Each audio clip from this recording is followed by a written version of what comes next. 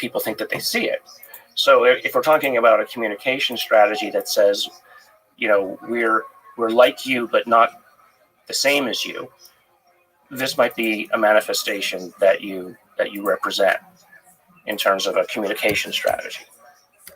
What do you make of David Faber's sighting of the Tic Tac UFO and other pilots who have seen these objects that seem to defy the laws of physics?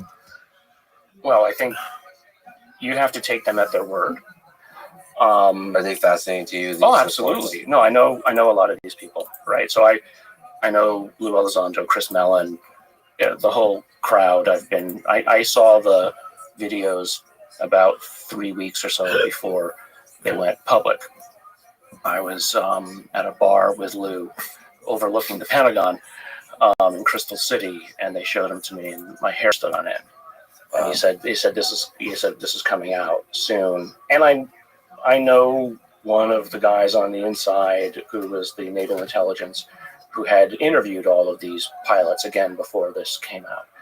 And it was hair-raising to hear this, but also exciting that, here's not just people's testimony. These are credible individuals. And if you've seen the 60-minute episode with some of the pilots, they have no monetary gain. If anything, they've got negative gain from coming out. But then you also have all of the simultaneous ship analysis from the USS Princeton and the radar analysis, etc. So, at the end of the day, it's just data. It's not a conclusion. I'd be perfectly happy, honestly, perfectly happy if somebody showed that it was all a hoax. I go back to my day job, right? That could be a hoax, but other things might not be. I mean, right. This is the point. This is why it's nice to remove some of the stigma about this topic, because it's all just data, and anomalous events are such that they're going to be rare in terms of how many data they represent. But we have to consider the full range of data to discover the things that actually represent something that's, if we pull at it, we'll discover something that's extraterrestrial or something deep about the phenomena on Earth that we don't yet understand. Right. Well, if it only stimulates people, for instance, to think, okay, well, what happens if we could move like that with momentumless movement?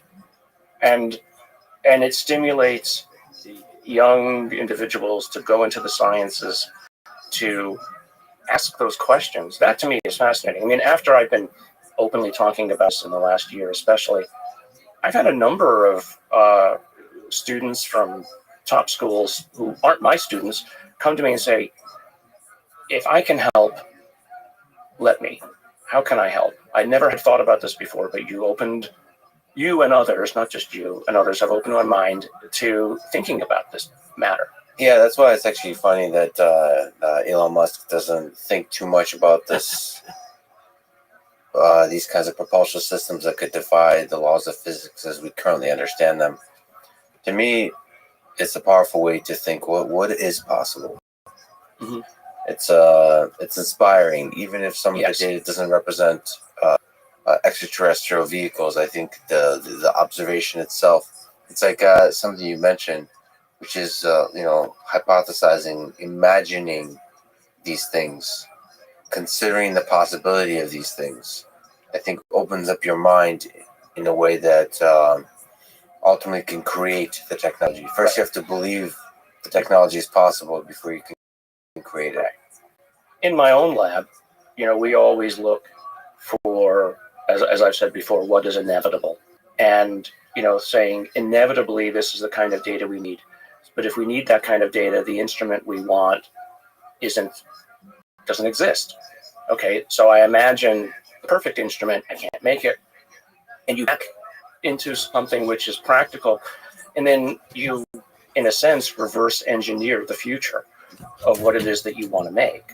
And I've started and sold like at least half a dozen or more companies using that basic premise. And so it was always something that didn't exist today, but we imagined what we wanted. And at the time, many people said it couldn't be done. I mean, for instance, all the gene therapy that's done today with retroviruses came from a group meeting in David Baltimore's lab. I was a postdoc with him, and one of the other postdocs wasn't able to make retroviruses in a way that he wanted to, and I realized I had a cell line that would allow us to make retroviruses in 2 days rather than 2 months. And so he and I then worked together to make that system, and now all gene therapy with retroviruses is done using this basic approach around the whole world, because something done, and we want it better, and we imagined the future. And so that's, I think, what the whole UFO phenomenon is doing for people. It's like, well, let's imagine a future where these kinds of technologies are, but also let's imagine a future where we don't blow ourselves up, right? So if these things are there, they manage to not blow themselves up.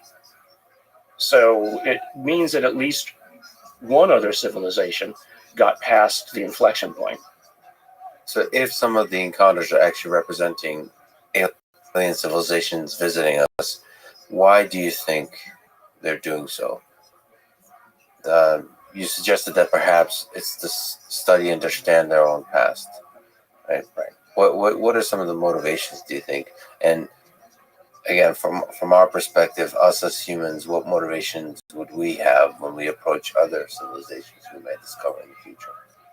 Well, I think one motivation might be to steer us away from the precipice, right? Or on the assumption that, even if we make it past the precipice, at least we're not a bunch of psychopaths, running around. So maybe there's a little bit of motivation there to make sure that the neighbor that's growing up next to you is not, unruly. I mean, maybe it's sort of a moral, like what we have with, creating national parks where animals can continue to live out their lives in a natural way. I don't know. I mean, the problem is we're imagining from a anthropomorphic viewpoint what an alien might think. And as I've said before, alien means alien, right? I mean, not Hollywood aliens, but a whole different way of thinking and a whole different level of experience and, let's say, wisdom, hopefully, that we could only hope to understand. Now, but if we ever get out there, if we ever make it past our current problems, and even if we don't have faster than light travel, and even if we're only using ram scoops or light sails to get where we want to go, and it takes us 10,000 years to get somewhere or to spread out, we might encounter such things. And are we just going to stop all over it like we did in colonial South America or Africa or all the rest? On our current path, likely. And so what are we going to learn? Well, we're getting better and better at understanding what is life. Mm-hmm. And I think we're getting better and better at being careful not to step on it when we see it. And this is one of the nice things about talking about UFOs is it expands the Overton window. It expands our understanding of what possibly could be life. Mm-hmm. It gets us to think. It gets the scientific community to think. When we go to Mars, when we go to these different moons that possibly have life, we're not looking at legged organisms. We're looking at some kind of complexity Mm-hmm. that arises in resistance to the natural world. Mm-hmm. And there's a lot of interesting... I like that, resistance to the natural world, yeah. So somehow there's a rebellious process, complex system going on here. And I don't know, the many ways it could take form. There's a sense, for aliens that as the technology develops, they form more and more in as information, as something that can influence the space of ideas, of the processing of data itself. So I just, this idea of embodiment that we humans so admire, physically visible, perceivable embodiment, may be a very inefficient thing, right? if you think just about, your area, AI, we're trying to make smaller and smaller and smaller circuitry that is basically closer and closer to the physics of how the universe operates, right down at the level of, quantum computers are basically right down about quantum information storage. So fast forward 10,000, 100,000 years, maybe somebody found a way to embody AI directly into the physics of the universe, right? And it doesn't require a physical manifestation. It just sits in space-time. It's just a local ordered space. We're just locally ordered space-time, right? But maybe they found a way to embody it there. They probably have to get really good at not, trampling on the ants. Mm-hmm. The better your technology gets, the easier it is to accidentally, oops, right? Just destroy these simpleton biological systems. We constantly think about whatever these things might be. We think that they are some sort of a unified force. Well, maybe they're not unified. Maybe they are as disparate as you and I are. And maybe what keeps them from stomping all over the ants is each other, right? That they are in a self-tension to prevent one or more of them from running amok. Oh, yeah. I mean, the anarchy of nations that we have on Earth. So there's always there's always going to be this there's a hierarchy. This hierarchy that's formed of greater and greater intelligences. Right. And they're all probably also wondering, wait, what's bigger than me? Exactly. That's what I always wonder, is that maybe that there keeps them in line is something that is beyond them. Like, what created the universe? I mean, that's probably a question that bothers them too. Mm-hmm. What about the communication task itself? How hard do you think it is for aliens to communicate with humans? So is this something you think about this barrier of communication between biological systems and something else? How difficult is it to find a common language? Well, I think if you're smart enough or technologically enabled enough, it's relatively straightforward. Now, whether your concepts can ever be dumbed down to us, that might be hard. I mean, again, talking to the ants. I mean, so you want to look good in this picture? Let me explain to you why. Yeah. That's the essential problem.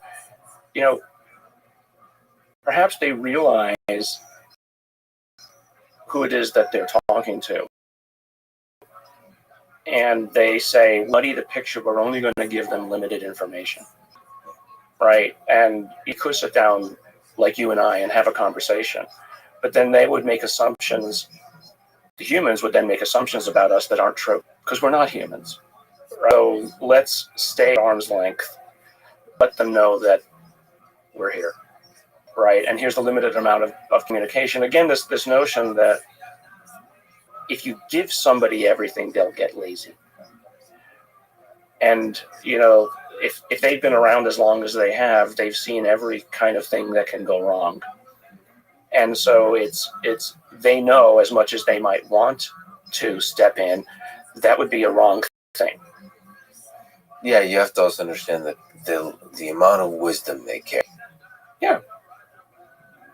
And so it's very easy as well for religions to. I don't want to get into a whole religious conversation, but very easy for you could see how religions could call them angels or devils or what have you, because again, if you're trying to fit it into a framework of cultural understanding, the first thing you reach for is God.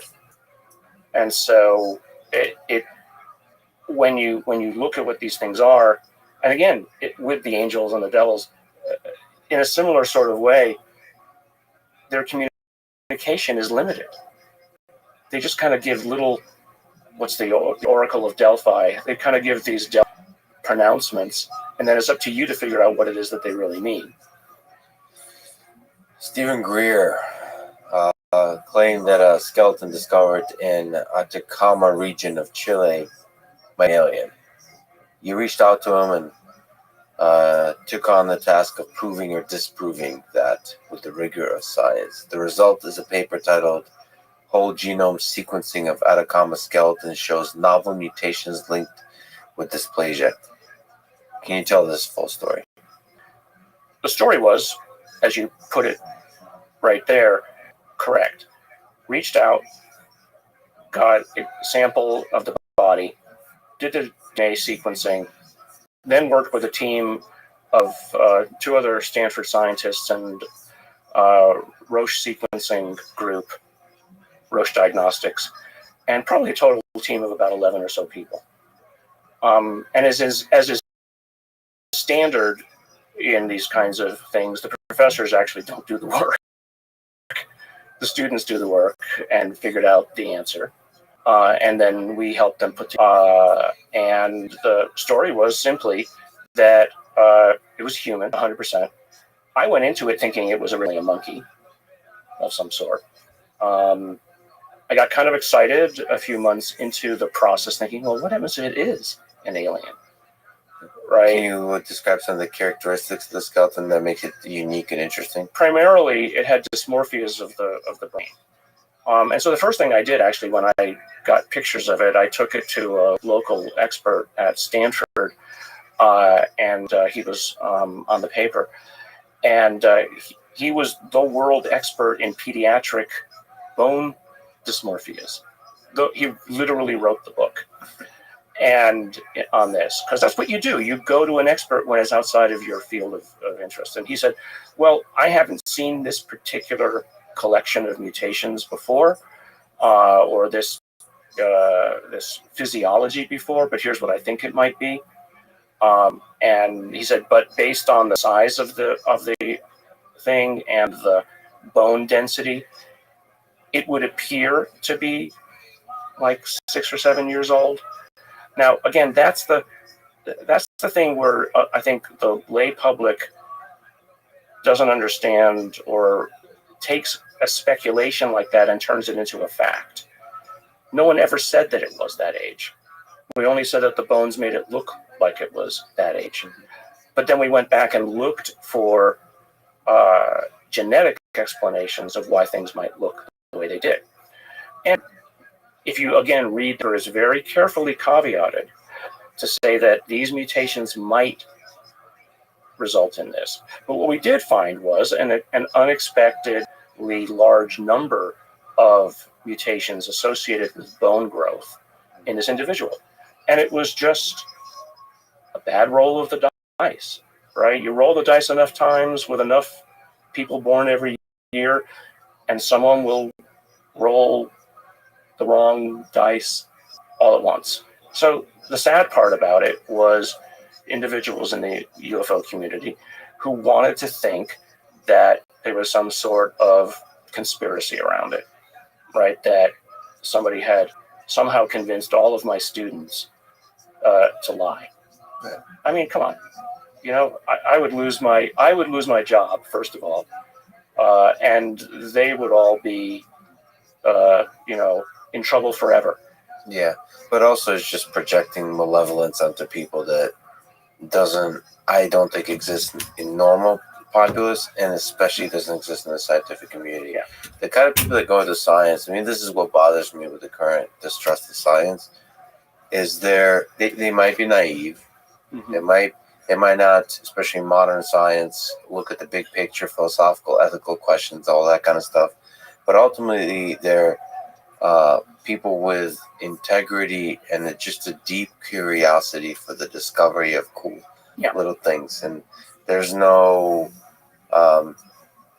malevolence, broadly speaking, in the scientific community. So, I mean, there's a bigger story here, which is, there's a hunger in the populace to discover something anomalous, something new. And, science has to be both open to the anomalous, but also to reject, the anomalous when the data doesn't support it. Right. Well, what do you make of that? Walking line for you, because you're dealing with phone counters, you're dealing with the anomalous. People have said, let's go back to the Atacama case, that I was debunking it. Well, debunking is a loaded term. It sort of assumes that you were going in purposefully to prove something as wrong. I wasn't. I was just going in to collect the data. And, I showed that this one was human. There was another skull that somebody had at one point. It was called the Star Child. They called it the Star Child skull.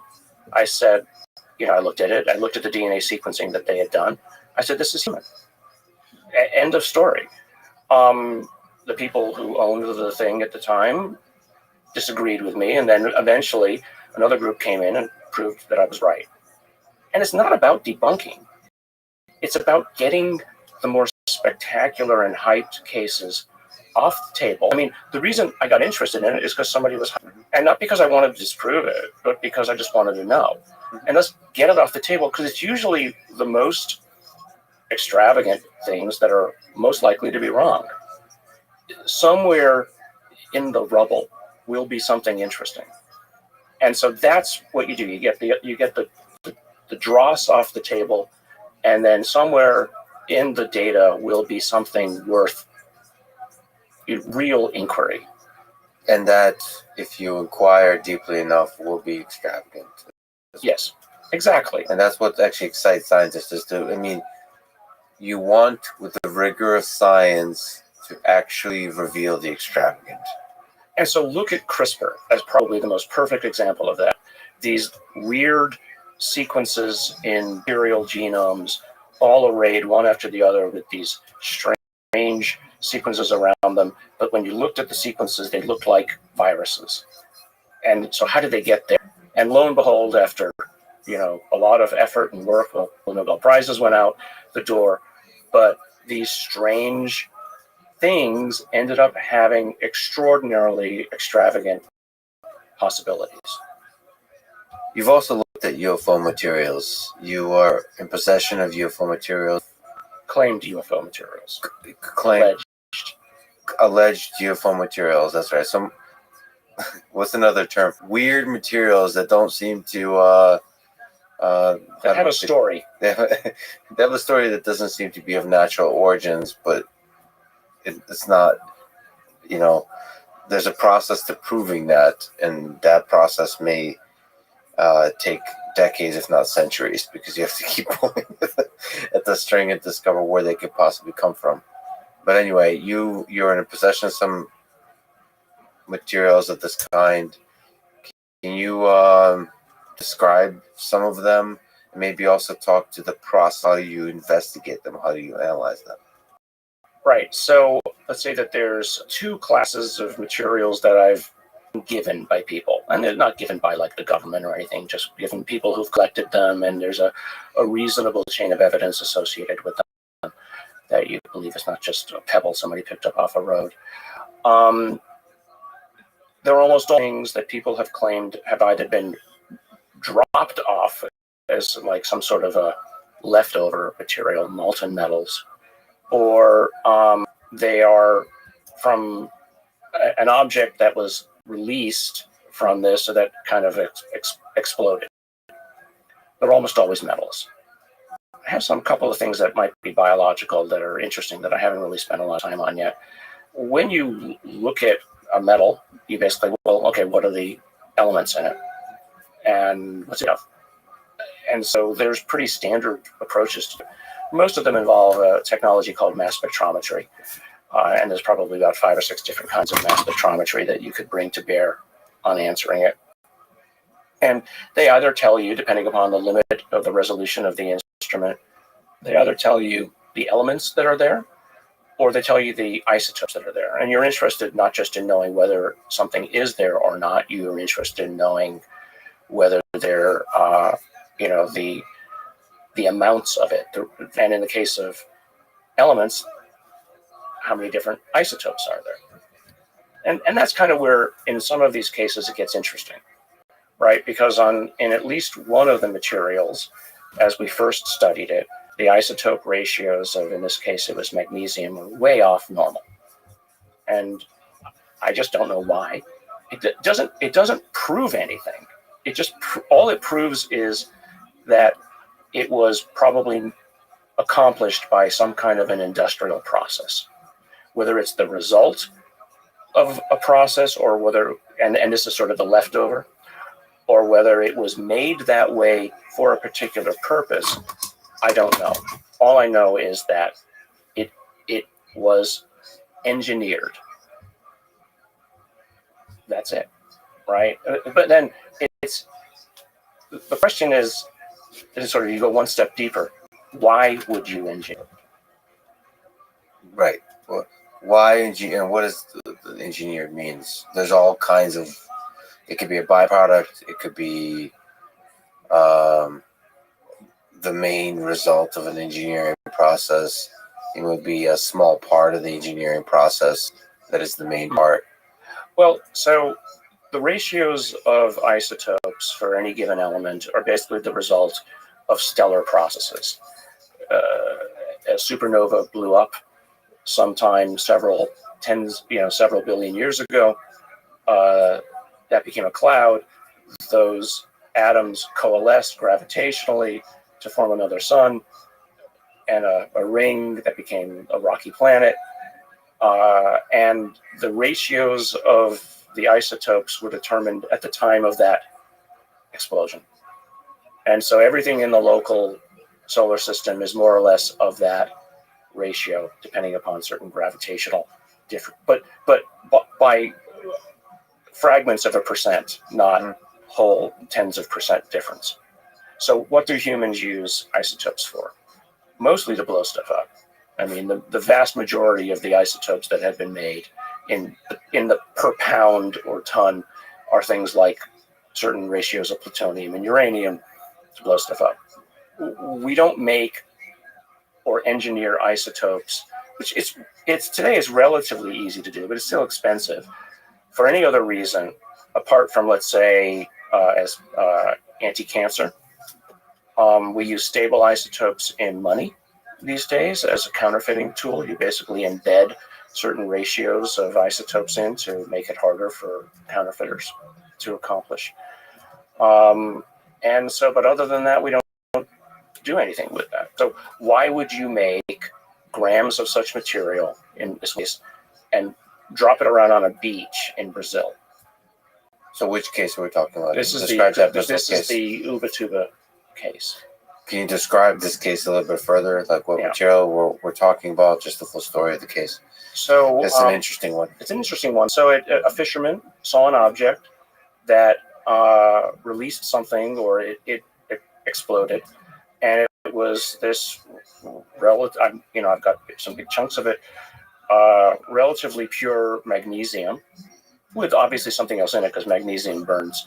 So it had something in it that would, other metals, simple alloy, that would prevent it from basically burning up. And so the question is, and so then we had two pieces that came from two different chains of custody, both claimed to be from the same object. At least physically, when you look at the two things, they look the same, right? So we took small fragments of each of them. We put them in an instrument called a secondary ion mass spec, which is an extremely sensitive instrument. And it can see down to 0.0001 mass units, which is important for, let's say, more arcane reasons, but it's a sensitive instrument. And so one of the chains of custody, with two pieces from the same chain of custody, and then two pieces from the other chain of custody, one of them had completely normal magnesium isotope ratios, magnesium 24, 25, 26, and the other was off, but not just like slightly off, way off, and they were both off to the same extent. So, I mean, it was sort of like you had an internal control of what was normal, and you had this other one which was wrong. And so you're left with kind of an open question. was this a hoax? Were these two chains of custody, one of them a hoax, that somebody purposefully introduced those things? Because you could do it. It would cost a lot. I mean, at the time that this was found, I guess the 1970s or so, might have been earlier, I forget. The amount that I had would have cost several tens of thousands of dollars to make.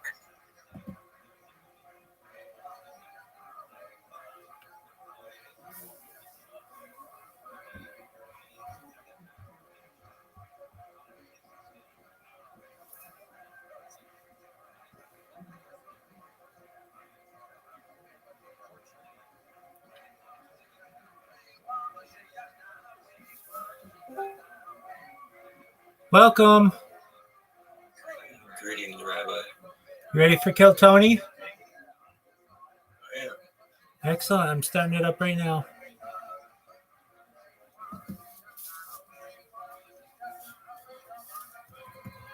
Showered, got my Space Force shirt on. Tight. Welcome, Audie. We're about to watch the newest Kill Tony. I think I've hung out with Audie before once. Very cool. Looks like the guest is Harlan Williams. I love Audie.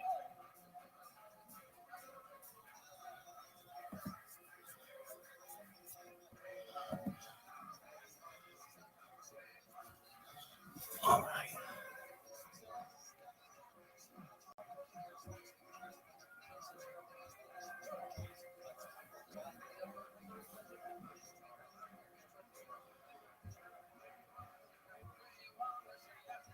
Rabbi, I think I had another demonic attack today. Spiritual warfare attack. All right.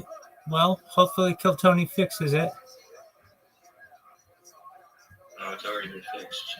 But I mean, How'd you fix it? it was God's presence. All right. Well, that helps. It's just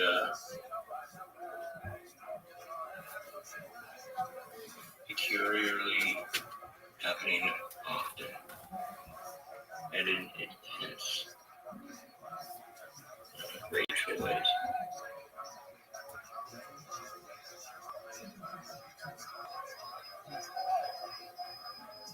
You got an echo problem now. It should fix itself.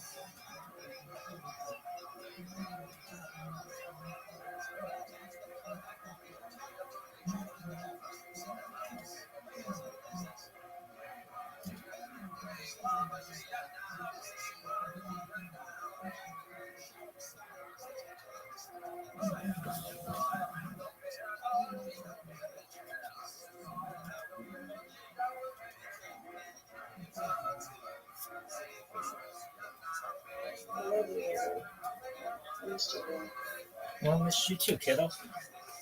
Get ready for some Kill Tony.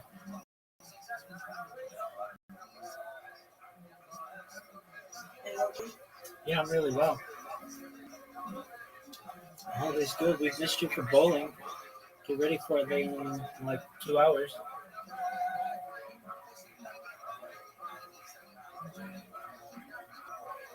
I don't know what is going on with this. It should have aired. It should be playing. Premiere will begin shortly.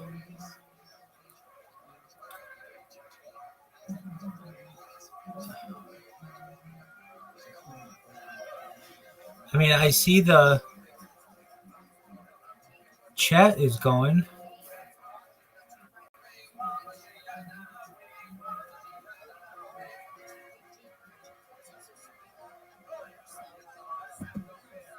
I'll restart it.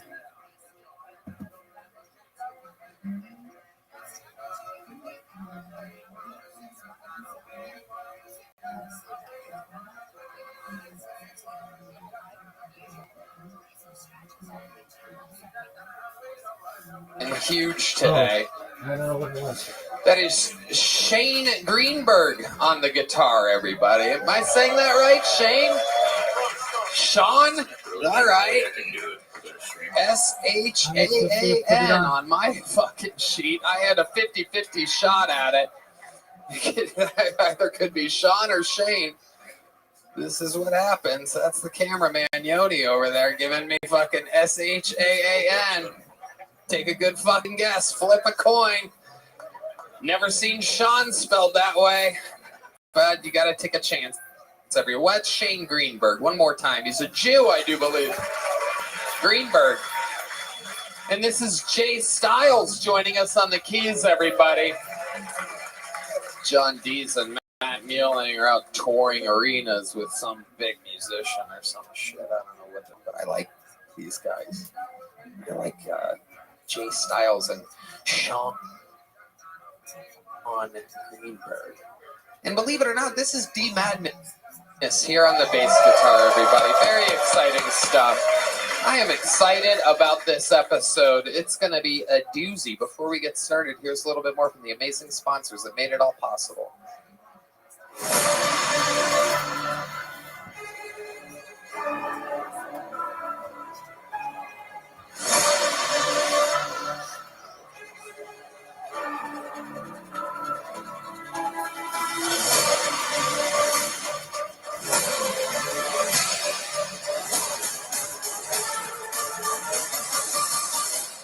Are you guys ready to start tonight's fucking show, huh?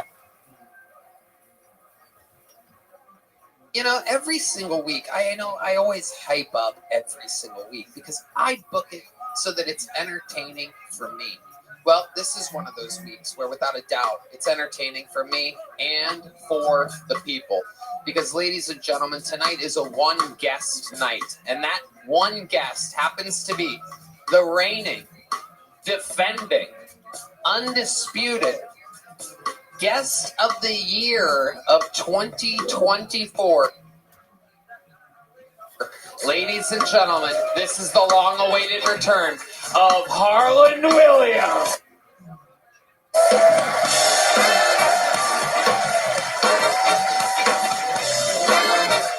Make some fucking noise for Harlan Williams, people. Come on in, Harlan. So, Harlan Williams of the Harlan Highway.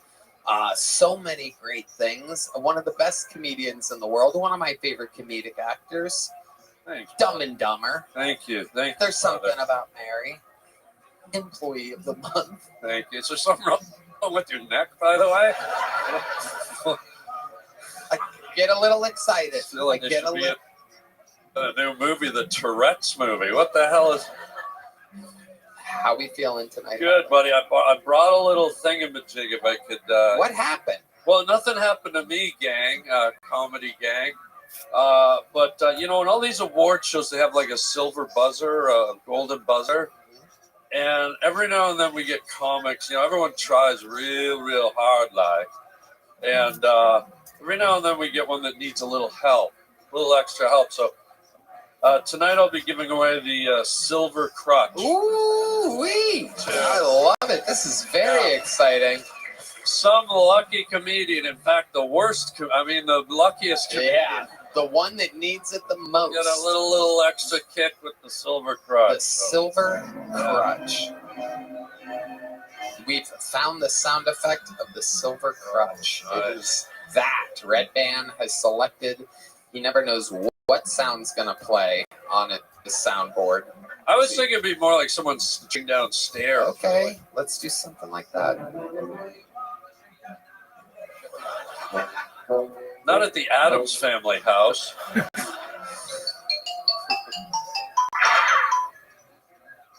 Okay. All right, Barney Rubble tripping downstairs. Thank you. Yeah. How about that? I don't use a vibrator, but thank you.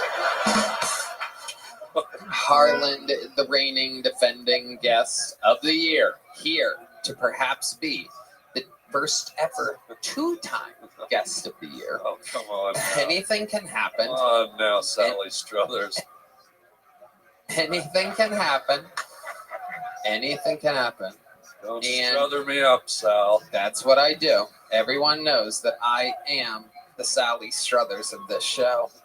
And so you know how it works, Harlan. Yeah. Over 200 people signed up for the show. They are all in the bar next door. 200? Over 200. Oh, We're dude. gonna let this this dying little boy here. He's very sick with something. I'm not sure what it is. He takes the name. He hands it off. It is legible. And you know how it works. When it's their time, they get 60 seconds uninterrupted. You know their time is up and hear the sound of a kitten. That means they have to wrap it up then, or else they bring out the angry West Hollywood bear, which interrupts them. And then I conduct an interview, and me and Harlan find out what the fuck is what. Stars are made, and idiots are found. Here, out of this magical bucket, for this is the #1 live podcast in the world, and you are the returning guest of the year. Let's start it off with a bang. Your first set tonight is going to an old friend of the show, a very, very controversial character. Some people love him, some people don't love him at all. Ladies and gentlemen, we've been watching him grow over the past couple of years. This is a brand new minute from the one and only Uncle Laser.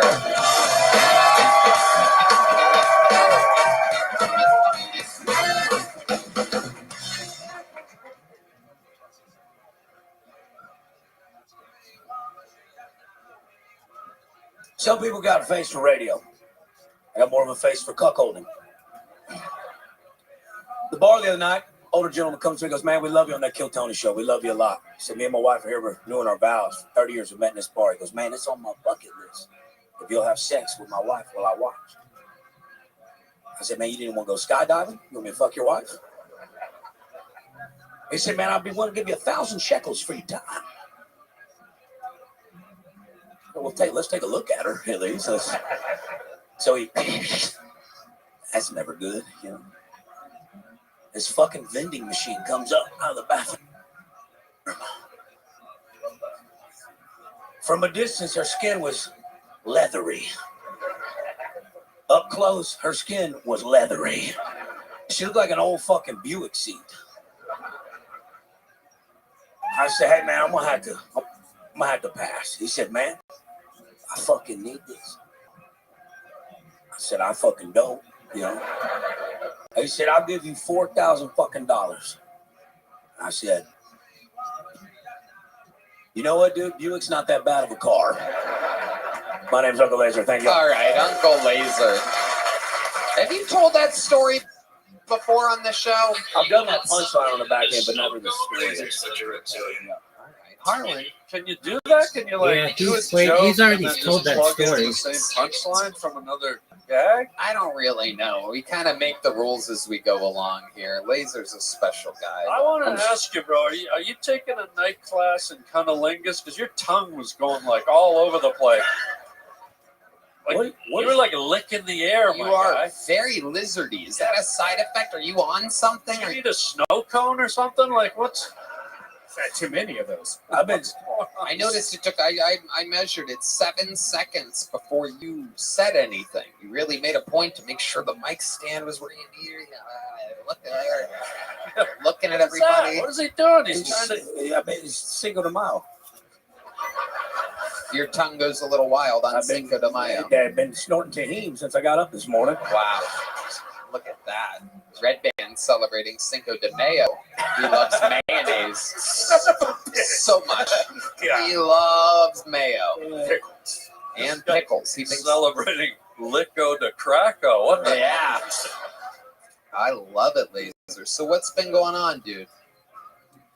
Just hanging out. Did that really happen? Did you fuck a woman in front of the husband? And honestly, it reminded me, when I first lost my virginity, it was a cuckold situation as well. Do you need another guy in the room to get hard? I needed. He was black. Oh. It was a black guy and a Mexican chick. I stole my mama's Jeep Grand Cherokee, and we went to the La Colonia, which means El Colony in Spanish, and we snuck into her window. And he let me go first because he was a gentleman, but I was 12, so I don't really know what I was doing, you know. And then I feel a tap on my shoulder. This big, beautiful black man with his hard dick. It's a stereotype. Their dicks are huge. And wait, what is going on, dude? Holy shit! I love it when a comedy routine transitions so seamlessly into a court case. Yeah, you know what exactly. I mean? You were 12 and there's a giant hard black dick in front of you all of a sudden? Well, You need to put yourself behind bars, bro. Yeah. I was just happy to be there. You know, like Yeah. he tapped me on the shoulder. He goes, "Let me show you how it's done." And then he picked this Mexican woman up and he put her up against the wall of the trailer house. Well, they wound up falling through the wall into her Thea's room, and she starts freaking out. I go, "Man, they're calling the cops," you know. And so we drove back home in my mom's Jeep. I wrecked it halfway there, and then cops got him. All right, this is enough. Jesus fucking Christ. This is the longest sex story ever. I mean, if you're going to make shit up, at least pepper it up with some punchlines, Laser. This is criminal. I'm just talking about my life. All right. Yeah. Okay, well, all right. What are you on tonight? I'm not on anything. I mean, we had a little Mexican food and stuff, and I done a couple margaritas. That's about it. Yeah. Okay. Adderall. Yeah. All right. So, There it is. There's the. I'm not gonna lie to you. There's been a lot of Adderall today. There's the. It's Monday. You know, who hates Mondays? You know. Gotta celebrate. Dude, I would love it. I would pay $3,000 if a dragonfly flew right by you right now. Yeah. Yeah. Dude. Yeah. You'd eat it. You'd eat it. I love it, dude. Uncle Laser, we're gonna get you out of here. We're gonna get to the bucket. Way to get it started, Uncle Laser. Uncle Laser might be. You might need two of these. He might Very need a close. fucking. Oh, here we my go. God. There Oh, she here we is, go. ladies and gentlemen. It Thank is you. indeed the lovely Heidi, everybody. Wow. Thank you. Unbelievable. Wow, there's a desperate, horny man in the middle of the room yelling things at Heidi. Okay, to the bucket we go. This is where we meet people. Chaos happens, and we find out more about them. Make some noise. 60 seconds uninterrupted. Going to your first bucket pool. Goes by the name of Zeth Burton, everyone. Zeth Burton. All right, how we doing, everybody? Yeah, you notice I'm pretty tall. I come up here, I'm 6'5", 200 pounds. You see ladies out there. But anyway, so I hit about 6'5", 200 pounds. I was 12 years old. And, no one really tells you, like, that's, you deal with a lot of stuff. Like, I was, like, my nickname's, like, Saggy because I have saggy nipples, like, okay, you can laugh. Anything like also, it's like, they call me Shrek, my football team, and, like, no one tells you, like, as soon as I hit 12 years old, no one will want to molest me anymore, man. It's over, Yeah. All right, it's the comment. Oh, God. But, man. But I'm from Texas. Get up for Texas, everybody. Yeah. All right, let's chill out, okay? Yeah, like, growing up in Texas, high school's a lot different out here. Like, we didn't bring anything but a car to school day, so they're showing up in horses and tractors. In career days, they're showing up in white hoods and crosses, It's pretty crazy. I love it, man. Oh, shoot, okay. I think that's it. All right. Do you want to finish? Was there something big that you're getting to there? I mean, Arlen's saying no. Go. No, go ahead. Finish it. I was saying, like, when I was 15, we had like gun safety classes. They wanted to get to those school shooters early, But they wish they'd gotten me though. Wow. All right, Zeph Burton. Let's talk it out here for a second. You know what I find amazing? I think he might be the main plot from Uncle Laser's last story. Yeah. Strangely enough, we have heard of 100% of the comedians tonight have talked about their sex life at the age of 12. Yeah. And in particular, getting molested. Yeah. It's like, where did the molestation happen, my guy? I mean, like dogs and stuff, A dog molested you. Yeah, man. I stole a shoe from a dog. It mounted me, man, and it just totally kept it tight so it penetrated me, man. Well, All that's right. you're right, man. You shouldn't be stealing a dog's shoes. I mean, hey, I saw there was another girl who she was I was gonna save her shoe, we were 12 years old. I was like, oh, this is it, and I could there's no risk to get if she watched me. Jesus, Seth, shut the fuck up. Holy shit. All right, let's talk about it. Put the crutch down for a second. Oh my Yeah, this guy, whole fucking wheelchair. Forget about that crap. Lord. Okay, so Zeth, how long have you been doing stand-up? Let's see, close to 2 years now. 2 years. Where at? Mostly now in Los Angeles, but I started in Dallas. You started here in Dallas, and now you live in Los Angeles. Yeah. What brought you here? Well, it's my mom's birthday this week, so I came for that. And I was like, you know what? Let's drive 3 hours to, do this, right? Right. Okay. Yeah. Is this your first time signing up for the show? It is, or it's not. It's my third time. Okay. Yeah. This is your first time on the show. Yeah. Okay. Are you any relation to Jack Nicholson? Oh, I wish. Yeah. You have a crazy I fucking got a face. super crazy Yeah, face. there it is. There you go. Wow, there it is. Look at that. Wow. I nailed It's it. the zoom Yeah. face. Yeah. Someone said I look like Quentin Tarantino, but Now, thank you. Oh my God. Okay. I'm gonna kill myself. so Zeth, how old are you? I'm 25. 25. And what do you do for work? Oh, I work I give tours at a movie studio. Okay. Yeah. And how long have you been doing that for? About 2 years. I got the job immediately as I moved out there. Okay. Imagine this guy being your tour guide at the end. You better give me a fucking tip, or I'm gonna follow you fucking home, Wendy. Oh, work and no play makes Jack a dull boy. Okay, don't make me fall in love with you, guy. Can you do me a favor and lick the air for a second? Yeah. He's definitely part of Laser Story. This is it. We found Uncle's nephew. So Zeth, you're out there, you're giving tours, you're in LA, and you came here to celebrate your mom's birthday. Yeah. Did it already happen? It did already happen, yeah. What did you guys do to celebrate mom's Well, birthday? she bought me some boots, and she also took me to a Rangers game. Yeah. And then, yeah, they suck. But I also, I paid $200 to get over here, so that was kind of like the big gift for her because I $200 is you got your round trip flight for $200. Yeah. Where did you book? What airline is this? American. Oh yeah. 200 round trip from LA to Austin. Yeah. Incredible. Oh yeah. It's probably the worst flight I've ever experienced. Why? Well, you see, whenever there's turbulence, sometimes people don't really understand what that means. What does it mean to you, Zeth? Well, because whenever I'm on a flight, I'm going to die when I'm on the flight. Just in my head, I kind of view the plane's gonna crash. I don't know it's gonna crash, so I just assume that's gonna happen. Right. So anything that happens, I'm just ready. I'm ready to die. I don't have. Keep going. Yeah. I have a lot of regrets, but when you die, you die. No one's gonna tell you when it's gonna happen. So it's gonna happen when it happens. So have you ever died? There was one time I thought I was gonna die. But you haven't died. No, I haven't died. Not yet. Shut the fuck up. All right. Yeah. Exactly. All these fears for absolutely nothing. Tell us something you know about, guy. Yeah. Have you really come close to dying at any point? Turbulence has zero negative effects on a flight. It's a natural thing.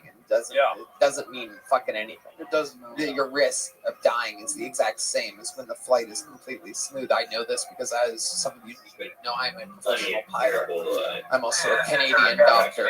Very good, perfect timing on that. It's actually a good thing, right? Like when you feel the plane go up like that, that means that you've got lift. There's thrust under the wings. That's the first law of aerodynamics, Dairy Queen lick hair. Yeah, it is true. It is absolutely Remember true. you saying that? What are you into? You watched you can't play possibly your want to be game. a tour guide for your entire life. So what are your main goals here? Well, my main goal is to be a comedian, believe it or not. But you know, I used to be really fat, like I said, so I also want to own my own gym someday. Do that, and outside of that, I ain't got no ambitions. You have a outside of that. chance I think at owning your own gym someday. I would pull all efforts into that. How fat were you, my guy? Like how I was fat? like 300 pounds. 300? Yeah. 300. Oh, yeah. What was the fattest part? The arm, the legs, the chest? Did you have a gut? Like, talk to me, describe it. Not for me, for that guy there. Yeah. Probably like the whole belt right here. Like you have those stretch marks over my stomach. Like I still got like the stretchy skin right here. I got my whole arms are all We stretchy. see it. I love stretchy skin. Yeah, let's see that fucking. Oh shit! I do see. Oh my god! Fucking absolutely. Can we see the belly meat? I love Come on, stretchy let's belly do meat. it. Come on, It's not stretchy, man. It's not, Yeah, let's see. God. Oh. That's yeah, not it's bad. not. Yeah. That's why I show my arms. That wasn't bad at all. No. That was probably what you felt on the airplane, your own stomach slapping you in the face. Yeah. Yeah, it was blurbulence. That's what You just come up with invent a new word. Yeah. Blurbulence. Blurbulence. You use it in a sentence. The fat man on my plane was affected by massive amounts of blurbulence. That is correct. That is correct. So Zeth, have you ever met anybody else named Zeth with a Z? You have? Yeah, my high school, I went to high school with somebody named Zeth. Yes, and his brother's names are Zach and Zane. My brother's name is Zach and Zane. Yeah. Wow. Bunch Yeah. of children of the corn over here Yeah. are very scary. Children of the popcorn, apparently. Yeah. How scared are you on a scale of 1 to 10? Were you scared of that turbulence on the plane? Be honest. Don't be afraid to look like a scaredy guy. Like on a scale of 1 to 10. Don't be afraid to look like a big tall pussy. Yeah. I mean, first time was probably just about. I felt like I was gonna shit my pants on that plane. So a 10. Yeah, I'd probably say a 10. Yeah. Can I do something for you? What's that?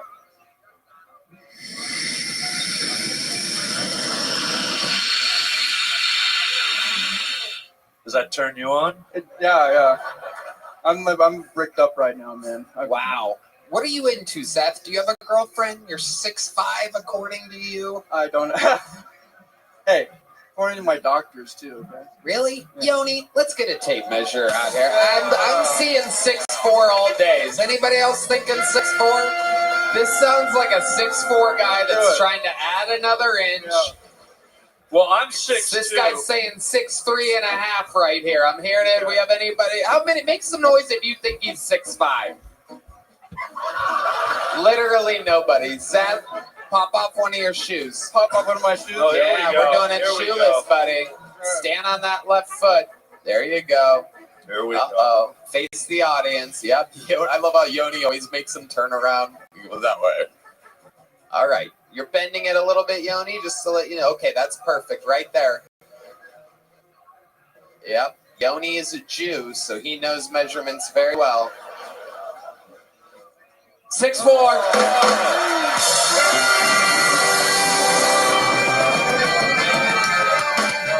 Take it from me. I'm 5'10". Dude, you really know your guys. That's right. That's right. No doubt about it. I know my guys. That's why I know you're 6'2".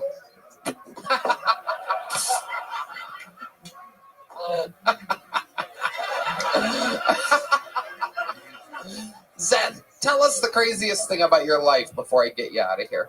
Well, recently I was in Burbank, and you know how like that. It's pretty intense over there, I guess, but not really. But it's Pretty what over there? intense. In what way? You live in a tent? Yeah, I do actually. Yeah.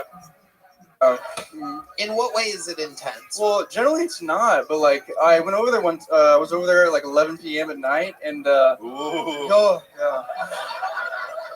You and sure like- it wasn't 10:30? Hey, I mean, I got. Sir, if you could sit the fuck down. Oh, that's a waitress. Go ahead.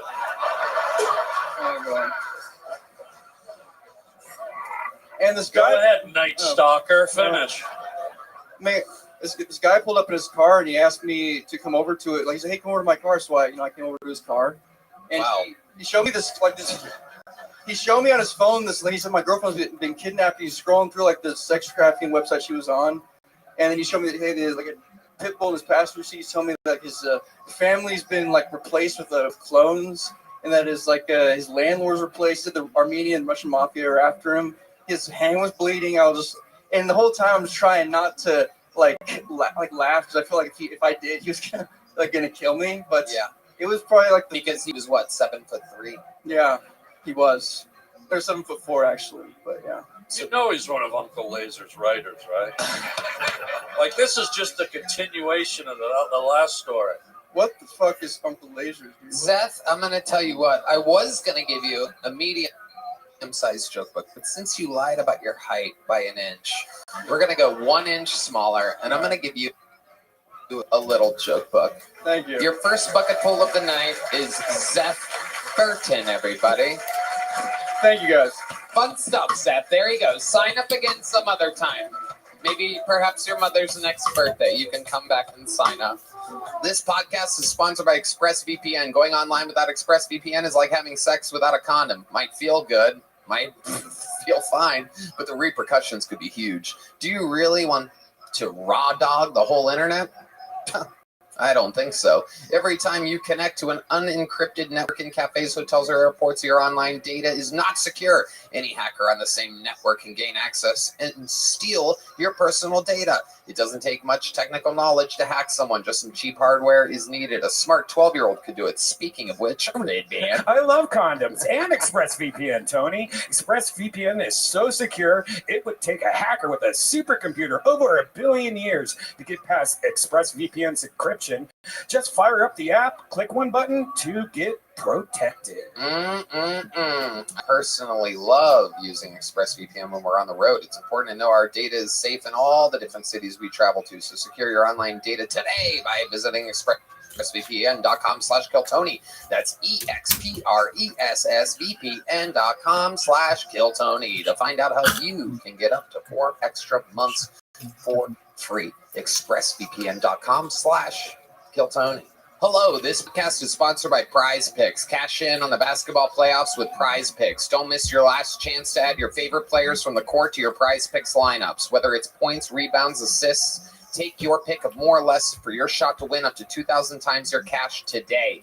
Prize Picks also offers weekly promotions that can lead to big payouts like Taco Tuesday, where each Tuesday Prize Picks discounts select player projections up to 25% to provide even more value for your lineups. The basketball playoffs are here and the action is heating up on Prize Picks, the best place to cash in on your favorite sports. Red Dan. Tony, I love Prize Picks almost as much as I love hoops, which is why this week on Prize Picks, I'm looking at the basketball board and selecting Donovan Mitchell for more than 26 points and Jason Tatum for more than 9 rebounds. That is a tasty lineup, Red Band. Download the app today and use code Tony to get $50 instantly after you play your first $5 lineup. Once again, download the app today and use code Tony to get $50 instantly after you play your first $5 lineup. Prize Picks. Run your game. All right, we're going to meet another one all together, ladies and gentlemen. Could be the next superstar of the show. Who knows? Make some noise for Ian Simon. Here we go.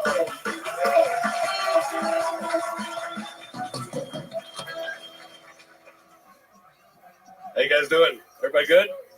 Fantastic. It's oh, this is fucking amazing. I gotta take a piss so bad. I just figured I'd share it with you guys. Didn't have time. So I was thinking, do you think Muslims ever say Allah's the bomb? I was just thinking about random shit all the damn time. I was thinking like the best place to pick up women is probably Planned Parenthood. Because there's a good chance they put out and things don't go well. Just a suggestion. Let's see. You know what fucking sucks? I've been wearing hats my whole life, okay? Because I didn't want this cul-de-sac fucking thing. I don't mind it going bald, but why isn't it just all bald, okay? Why the fuck is? It just doesn't make any sense. You get the cul-de-sac. What is this? Anybody else bald out there? Don't lie to me. There's lights. I can see you. It gleams. Anyway, this fucking island. Why is there a fucking island? Wow. I'm going to stop you right there, Ian. Holy shit. My God. Hi, Ian. How are you? Tony. Hello. Fuck, this is crazy. Yeah. What am I doing today? Okay. Hi, Ian. Over here, buddy. Over here, Ian. I had a pair of those Oh, back boy. in the legs. Ian. Yo. Hi, pal. How are you, Hey, buddy? I'm fucking amazing. Welcome. How long you been doing stand-up, Ian? In total, probably 2 years, a year and a half, 2 years. Okay. Where at? Here. I moved here, let's see, about 4 or 5 years ago to do fucking comedy. And the first time I did it was out here. When you moved here 4 or 5 years ago to start doing it, what took you 2 or 3 years to start? So I did it right away when I came out. Uh-huh. And I did it and kept doing it. And then, like, things in life happened. What in life happened? My dad fucking died. Okay. Oh. How did he die? Diseases. How many?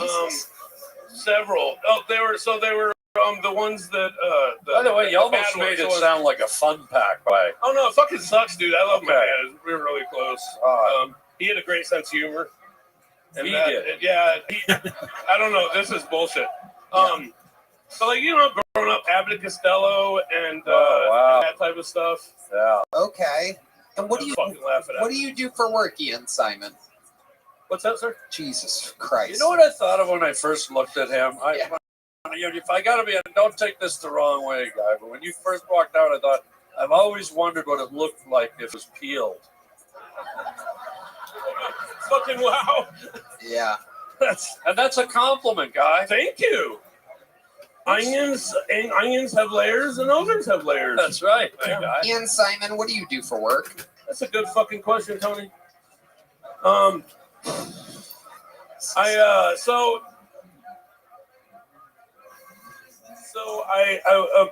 was on disability for 20 years. What was the disability? Well, I've had. Okay, fuck it. I've had surgery on both feet, 3 knee surgeries, twice on the left rotator. What I'm happened? up to 13 fucking hernias, dude. What happened to your feet and knees? What happened? Adrenaline junkie, just through the years. So what were you doing? Car accidents. I like to go fast. I was a passenger in a lot of them. Mine were mainly with inanimate objects. About 13. Don't count anything under 50 miles an hour. Quite impressive. I'm retarded. Is that a jewel underneath your eye? Is that a piercing of some kind? Piece of jewelry there. It's a dermal. It's a what? A dermal. What does that mean? It means that they go into your face with a little screwdriver that's got a round razor on it. Okay, let me ask you this, Ian Simon. I'm going to ask you another question so you talking doesn't have to happen. I noticed during your set there was a part, because I pay a little bit of attention. I noticed the part where you were performing and you kind of went like that a little bit, right? Yeah, maybe. Were you pushing one of your teeth into your gum line? At least 16. What? That's a different answer I to a just threw a different number out question. there. What, do you even know what I just asked you? Yeah, something about teeth. Yeah. So 16 what? That's just a random number. Okie dokie. Ian Simon, everybody. There he goes. You shouldn't be out in public anymore, Ian. I think we got a winner here. You win the silver crutch, my guy. Take that home. You won the silver crutch. Take it. Absolutely. Yeah. You just handed a person a weapon on this stage, Harlan. There he goes. And this is the guy with all the feet surgery. There he goes. Ian Simon, everybody. There he goes. There you go, buddy. There he goes. There you go. Bye-bye, Ian. There you go, buddy. Have You're a going to good need night. it for those Thank feet you, and legs. buddy. Okay. Wow. That was perfect. It was a perfect time. There he goes. Ian Simon, everybody. You got that right. Austin police officer I just saw when the curtain opened. Pretty sure he's just going to get arrested now, everybody. This is a real live show. Anything can happen. I feel sorry for that crutch, I got to tell you. Well, anything can happen here. Believe it or not, that guy's been doing it for 2 years. Okay. Make some noise for your next comedian, Lucas. Lucas Hinderleiter. Lucas Hinderleiter. This is Kill Tony. Oh, wow. Thank you, guys. My name's Lucas. I just moved to Austin recently. I've been dating a little bit since I got out here. Most recently, I was in a relationship with a non-binary person. Yeah, someone who identifies as they, them. And it was cool. You know, we had a good relationship. I will say the hardest part about dating a they, them is we would get in arguments, and I didn't know if I could hit them.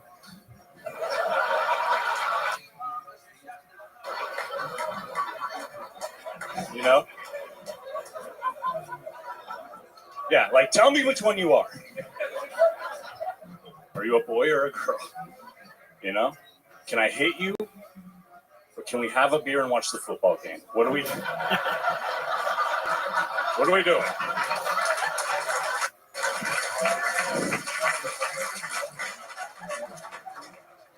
Thank you, guys. A little bit about my name's Lucas Hinderleiter. People often, when they hear my name, they'll say things like, oh, Hinderleiter, that's a pretty German name. Sounds like a Nazi's name. Yeah. And that's when I tell them it was actually. Yeah. My grandpa. All right. I'm His gonna name was. stop. There's the bear. There you go. You got My it. bad. Welcome to the show, Lucas Hinderleiter. I'm happy to say you are the fourth comedian that went on stage today and the first one to do a joke. Congratulations. Hell yeah. It's a shocking episode. If there was a reverse silver crutch to give out, he would get it right now. Well, I love that they didn't react to the molestation joke, but they really warmed up to the domestic violence. Yeah. This is a crowd that likes to see someone get what they deserve. Yeah. By the way, were you shrimping earlier today? What's going on here? You do have a look. You have a look like you were on a boat with a purpose. Yeah. Were you on a boat today? No. This is how you dress normally for land? No. No, this hat's new. I put this hat on today. I thought this was a good look. Where'd you get the hat from? Gas station. Yep. Yeah. I had a feeling. Yeah. It's got gas station energy. Yeah, I thought it was black. Turns out it was green. Okay. Yeah, it looks green. How about the shirt? What are you wearing? Who are you wearing? This is George from Walmart. Wow. Incredible. More like Buy Curious George from Walmart. Yeah, take a sip for that victorious joke. Guest of the year. Okay, Lucas Hinderleiter. So welcome. Is your grandpa really a Nazi? No, he fought in Vietnam. Oh, okay, perfect. For the Americans. Yeah, made all the Jews he killed really confusing. Yeah, that makes sense. I mean, Vietnamese, Jews, both good at hiding, both good at math. They have a lot in common. Okie dokie. Lucas, how long have you been doing stand-up? About 9 years. 9 years. Where at? There you go. No Red band. years, yeah. A red band. Where's your sound effect, red band? You did it, buddy. That's a big one for you. That's a big one for my little boy, isn't it? Where's it at? Where's it at, buddy? You know where your sound effects are.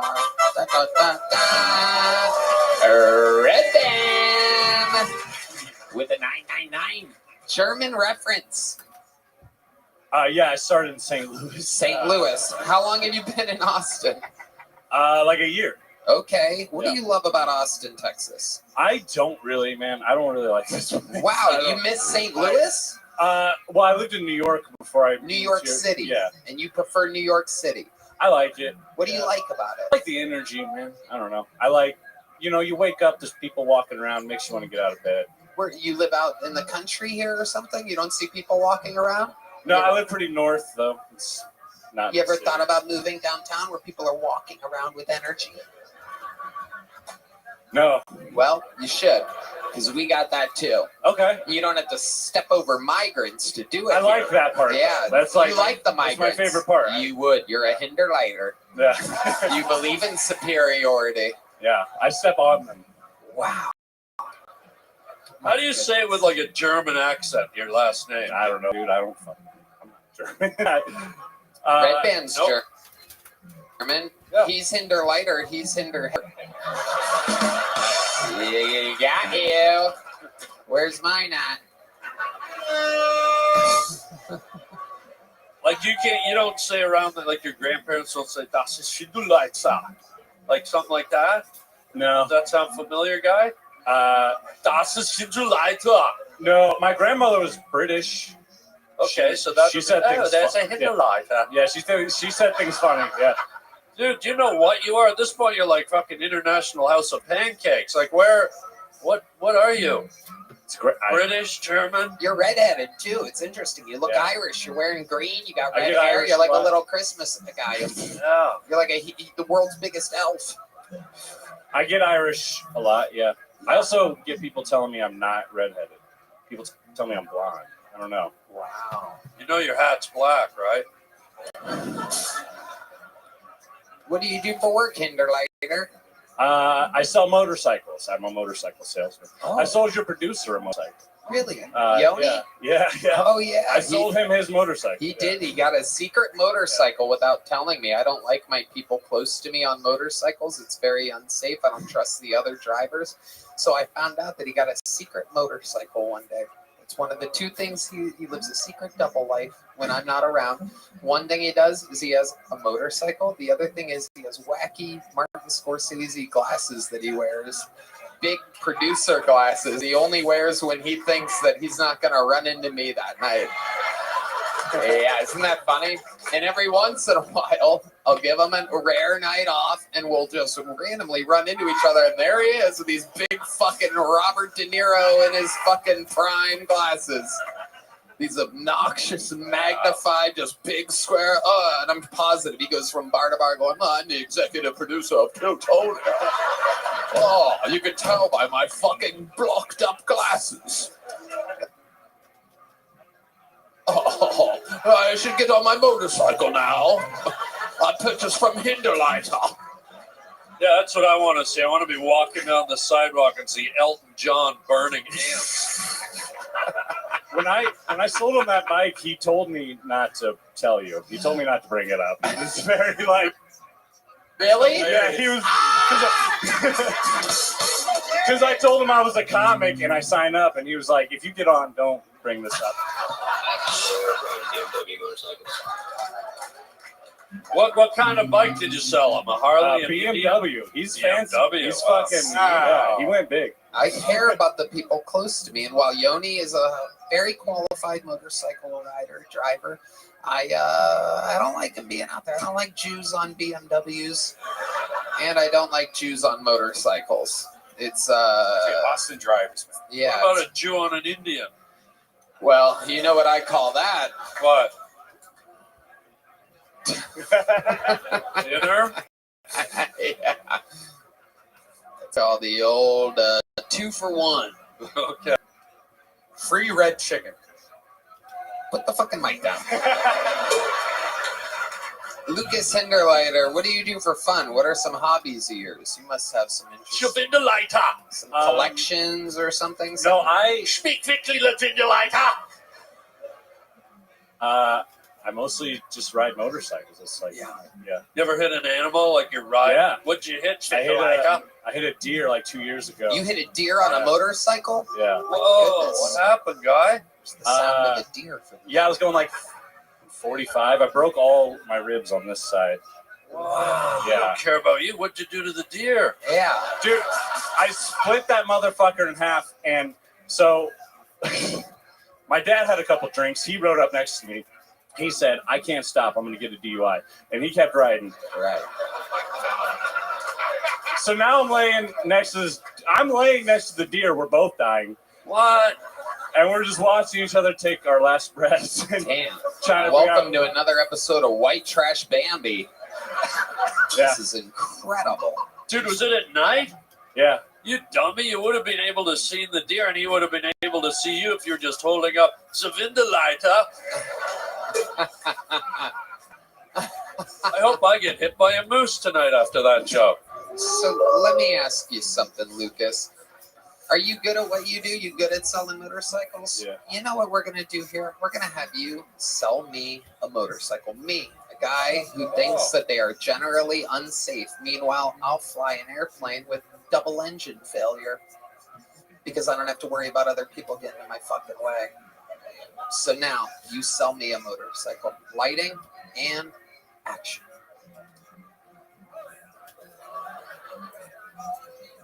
How you doing today, sir? I'm good. I really don't want to be here. I'm just killing time while my boyfriend buys a motorcycle. So your boyfriend rides? He rides all right.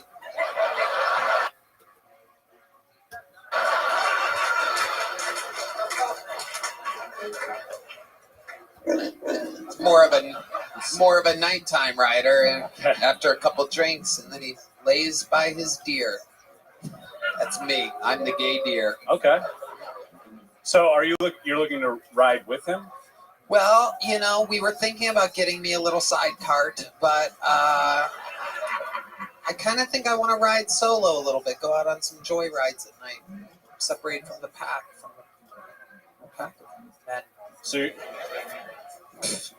So you're looking to cruise. You're not looking to go fast? Yeah, I'm a cruiser. Cruiser? Okay. All right. What should I get? Harley, for sure. Yeah, that's what all the gay guys get. Oh, okay. Yeah, for sure. A little Sportster? Yeah, a little Sportster. What kind should I get, you think? Tony, for you, realistically, I'm talking real, Tony Hinchcliffe. Yeah. I think you need... I'm 6'5". Yeah. Yeah. Okay. Yeah. You need a Rebel 500. That's what you need. Look it up. Okay. Why? Okay. Right. That's what I'm saying. Yeah. All right. Why a Rebel 500? I don't know. It's kind of just a bland, normal, like nothing special about it bike. Jesus Christ. What the? It's like, you know, it's every girl's starter bike. You know what? I'll take two. Yeah, there you go. One for me and one for the guest of the year, Harlan Williams. Well, if it's a girl's bike, just give me a Rebel Wilson 500. How about that? There you go, Lucas Hinderleiter. Anything else crazy we should know about you before we go? Switch back to normal lights. The motorcycle part's over. No, happy to be here. You did good. You did damn good, Lucas. Sign up again. Here's a big joke book. We'd love to have you. Very funny interview. Funny stuff. Lucas Hinderleiter has arrived to the Kill Tony universe. Not bad. Are you really going to get a bike, bro?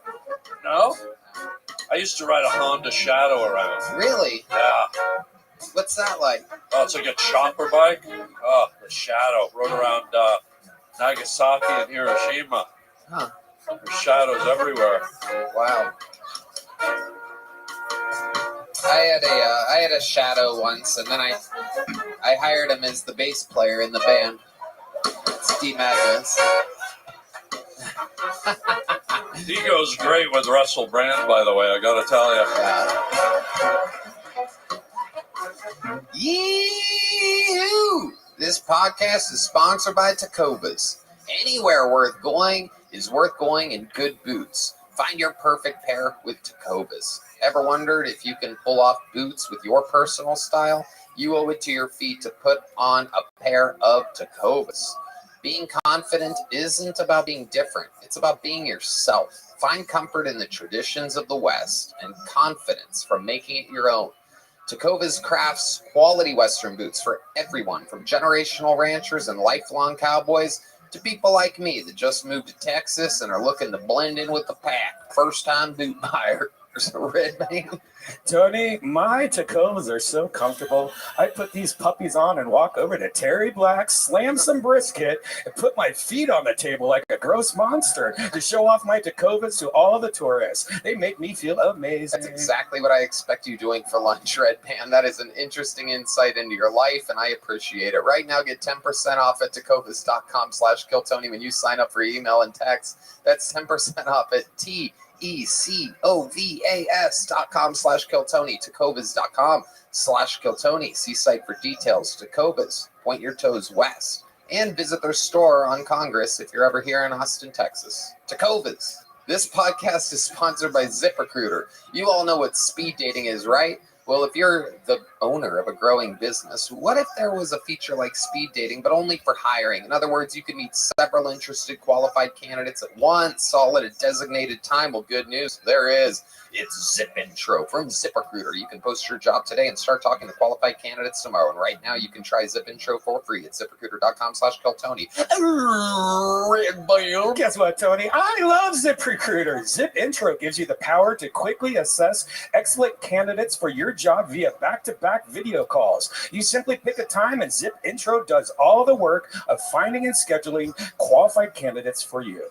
Delicious. Enjoy the benefits of speed hiring with new Zip Intro, only from ZipRecruiter, rated #1 hiring site based on G2. Try Zip Intro for free at ZipRecruiter.com/Kiltony. Again, that's ZipRecruiter.com/Kiltony. Zip Intro. Post jobs today.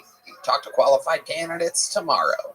All right, we're flying through the bucket tonight, ladies and gentlemen. This is 60 seconds uninterrupted for Phil Smith. Let's go. Let's see if we have jokes back to back here. Phil Smith. You guys having fun at Kill Tony so far? Let them hear it. All right, so my girlfriend's dad's dead. Fine, don't clap. No, he died like before I met her, and recently she told me, I think my father sent you to me. And I said, babe, I had no idea you were schizophrenic. Which, I'll admit, isn't a great thing to say to your beautiful girlfriend, but do you guys know what the worst thing I could have said is? Yeah, he did. I was wondering what that energy was. It was your dead father sending me to you. I am your gift. And then just like proceed to use that in our relationship. Like, hang on, he's coming through. He's saying, I'm right and you're wrong? Oh, you think your dad would have your back? Hold on, he's coming through again. I'm getting something. Shut up. Shut the fuck up. I don't know why your dad's saying this. He's saying we should invite another woman into the bedroom. Thank you, guys. I've been Phil Smith. Okay, Phil Smith. All right, Phil, welcome. Keep it. Where you from, Phil? Rochester, New York. Oh, Tony. God. Jesus Christ. Upstate New York, the absolute worst. How long have you been out of there? Since December. Congratulations. Yep. It's your first time being outside of Rochester? First time living outside of Rochester. Wow. Yeah. Incredible. Congratulations. How old are you? I'm 28. And what did you put your finger up there for a second? You had like a hold on a second finger that you put up that I completely ignored because I'm the host. Go ahead. Hold it right there. Yeah. I got something for you. Whenever you're ready, just do whatever you want. I just didn't know if you knew this. A certain one of your producers is also from Rochester, I New York. absolutely do. I do know that, and I just found out he's out there buying motorcycles. The fucking guy. Secret motorcycles with special big glasses on. Oh, you like them, huh? The Rochester connection. Me and Yoni. I know. Absolutely. You've talked with Yoni about this before. Never talked to him in my life. But you just know he's from Rochester. We know. We know. Yeah, there's just like, it's a smaller city, and like, if you tell someone you're from Rochester, like, you know who else is? 3 other people. Yeah, and Yoni's one of those people. Wow. Just think after the inevitable motorcycle accident, he'll no longer be on that list. Been in the pack. Absolutely. What do you do for work? Right now it's weird. I came here with like $5 grand. Are you a wizard? What do you mean it's weird? I came here from Hogwarts and came here with $5 grand and smoked it, blew through it immediately. Yeah. My plan was to do like Instacart. Car broke down very shortly after. Wow. And I got hired at the Vulcan, former venue of Kill Tony. And don't get scheduled there too much. Right. So I did the natural thing anybody would do. I just started playing poker full time. Wow. And I was able to pay my rent up until now just playing poker. Where do you play, online or in real life? Well, one of the reasons I was excited to move here is because I've always played poker, and Austin, Texas also happens to have the best card room in the country. It is true. In fact, yes, without a doubt. And the best heads-up poker player in the world, Doug Pope. Doug Pope. You know this guy. I met him here. Well, I didn't know him at all. And then one night, after the taping of this show, people kept coming up to me going, do you know who the fuck's here? Doug Pope's here. Doug Pope is here. I'm like, who the fuck is a Doug Pope? What's a Doug Pope? But all fucking night, I swear to God, 15, 20 people. I'm like, Jesus fucking Christ. So by the time like 1:30 comes around, finally, here's this guy, Doug Pope. I'm Doug Pope. Bye-bye, nice to meet you. I'm the best heads-up poker player in the world. That's what everybody kept saying. And I was already drunk at that point. And I go, I'm good at poker. I'll fucking play you heads up. Oh, God. And he goes, and we go, okay. So we bet. The bet was if he wins, because he wanted to do a minute on the show. If he wins, he gets to do a minute on the show. If I win, he gives me $20,000. Get out. So there we are at Mitzi's after an episode, and we play heads up poker. Me and the best in the world. Whoa. 20 minutes later, guess who won $20,000 fucking dollars? Me. Thank you. Come on. For real? And at that point, since it had only been 20 minutes, but I was kind of warmed up, I go, I'll tell you what, even though I won, let's go double or nothing. Let's go $40,000 versus real bad. a minute of stand-up comedy. And so I won $20,000. We doubled the bet to 40. Oh, dude. And he's going to be, any day now, he's going to be popping in on the show. So, yeah, he won. He won that second game. So be on the lookout for the best heads up. It was so much fun. No, it's not stupid. You silly. Well, silly. Yeah, silly's fun. Is he hot at least? Oh, Red Band. You need to really give up on the carbs or drinking or something. He has a bet right now. He has a bet right now for like $250,000 that he has to get down to like 2% body fat. I don't know anything about that, but I'll tell you this: is we had a hell of a good old time playing poker, and I can't believe that you're able to make a living doing it. Well, I was. I've paid my rent up until now, and in the past few weeks had like a $4,000 downswing. So all in all, in Austin, I am currently up $1,200. But how are you going to pay rent at the end of this month? I mean, I gotta hope I can make this $1,200 work. I'm gonna How hit much the is tape. rent? $1,000. Okay. But I'm gonna have to play more poker. I mean, I can't just. I can't just pay the $1,000. Have $200. I have to buy in for $1,200, turn it into like $3,600, and then I go, oh, I'm chilling, and then maybe lose that in between. Right. It's a whole thing. So when you're playing poker, your heart's beating out of your chest because it's life or death. I purposely talk about the fact like I need this, and then people are like, then he's not bluffing, right? Like he this is his rent money. You don't have do you have a backup skill? Like, do you know how to do anything else? Like, do you know how to bag fucking groceries? Do you know how to? Yeah. I'll give you your head out a drive-through window. I mean, what do you got? Anything else, my guy? I delivered pizzas for 10 years. I'm pretty good at that. Wow. So that was. I'll tell you what. I'll give you $2,000 if you kill a guy holding a single silver crutch outside in Austin, Texas. Done. Should be easy to spot. It should be. He's not using it. He's just holding it. He's carrying it around, and he's probably being followed by police officers down the street, so it should be easy to find. I hope I get to him before they do. That's right. Need that $2,000. Phil, anything else crazy we should know about you? Do you really have a girlfriend? Your opening joke was about your girlfriend's dead dad or something? Yeah, I do. You really have a girl? I really have a girl. What's going on with her, bro, Sefiosh? Yeah. I can get into this. Dish the dirt. Yeah, let's do it. So she's a new girlfriend. I met her at Creek in the Cave. We were there for a banana phone, Creek in the which Cave. I do want to let you guys know there's a free show every Sunday called Banana Phone. If you're Let's not you should go flood to your that. shows on Okay. girlfriend's back. Let's go. Come I on. was there for that, and I met her, and I thought she was really hot. She is really hot. She's way out of my league. And we just started small talking. It was going great. I bought her a drink, and it got to the point where we sat, watched the show. I walked her to her car, and she goes, "Just so you know, I'm married." Okay, and then what? And then I was like, "All right, well, I'm gambler. totally mature enough to be in a platonic relationship with a woman who's married." You're in a platonic relationship? No. That's what I thought at the time. Platonic. Yeah. That's the right word? No, that's when an earthquake happens. What's the word for platonic? Platonic. Yeah. Yeah. So like, I thought we could like catch an earthquake together or something. Yeah. But, platonic. So all right. Anyways, I'll I'll speed it up a little No, bit. you're doing good. Keep going. She was going to like Mike's by herself and stuff. Her husband didn't support like her doing comedy. Wasn't a fan of you either. He didn't let her watch Kill Tony. He didn't let her watch Kill Tony? That's just what I heard. I don't need to give this guy more of a reason to murder me, so we're not going to talk too much about him. No, keep going. This is great.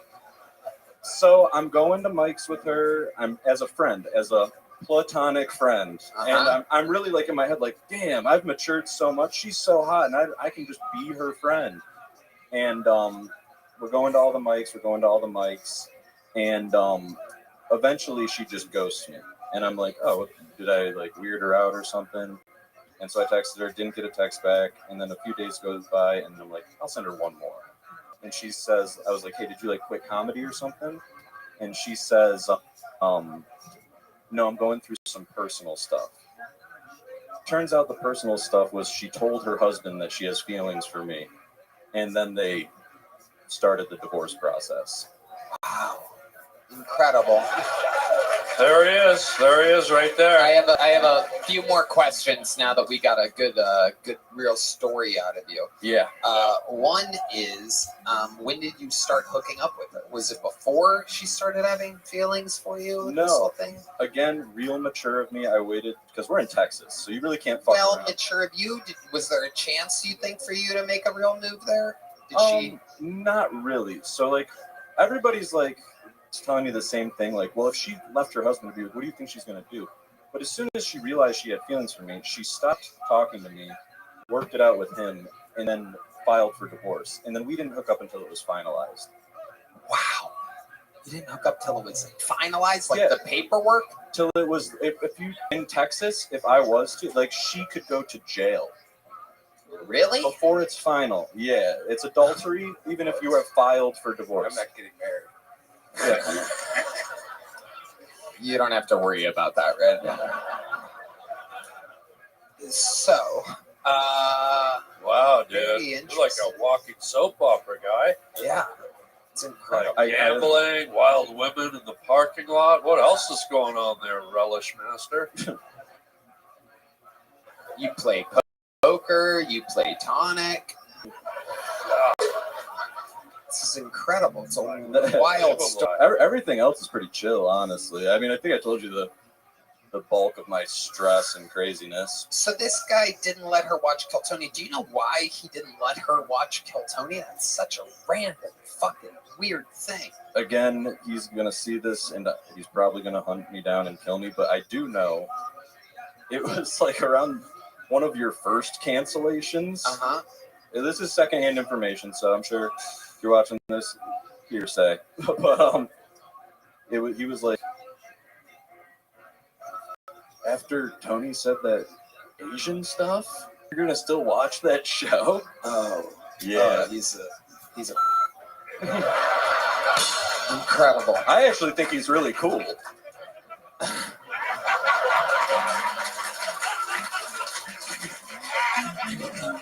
Phil Smith, a great performance, a great interview. Here's a big joke book, my friend. Congratulations, Phil Smith, everybody.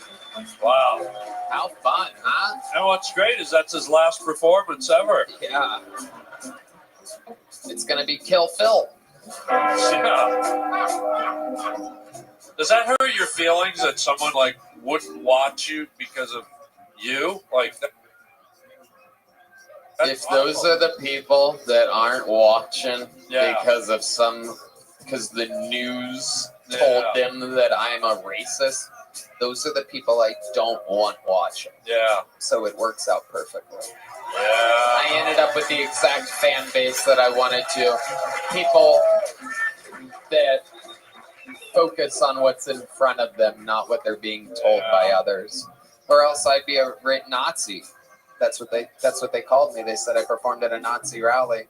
What? And then I'm against Latinos, even though these are the 4 most expensive fucking dates you can imagine.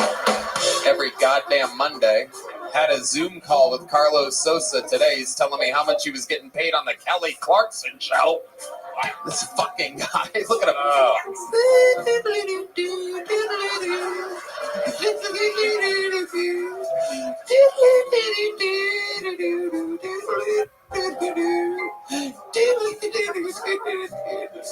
Yeah, Kelly fucking Clarkson. Goddamn ABC network I'm competing against. So what Kelly Clarkson was giving me, no, I'm kidding. Look at him. Look at him over there. Look at him. He's about to play the flute. Ladies and gentlemen, it is time for one of our absolutely great esteemed regulars. I present to you a young man who is absolutely living everyone's dreams. You name it. New Netflix deal, new this, new that. We'll probably find out all about it real soon. This is a brand new minute from one of the top young rising comedians in the world. This is Cam Patterson.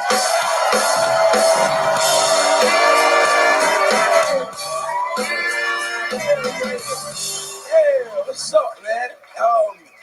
I'm proud of myself, dog. I got a girlfriend now who's been for 8 months. And for the first time 2 days ago, I made that bitch come. I'm proud of myself. Yeah, nigga. Yeah, 8 months, no comes, nigga, nothing.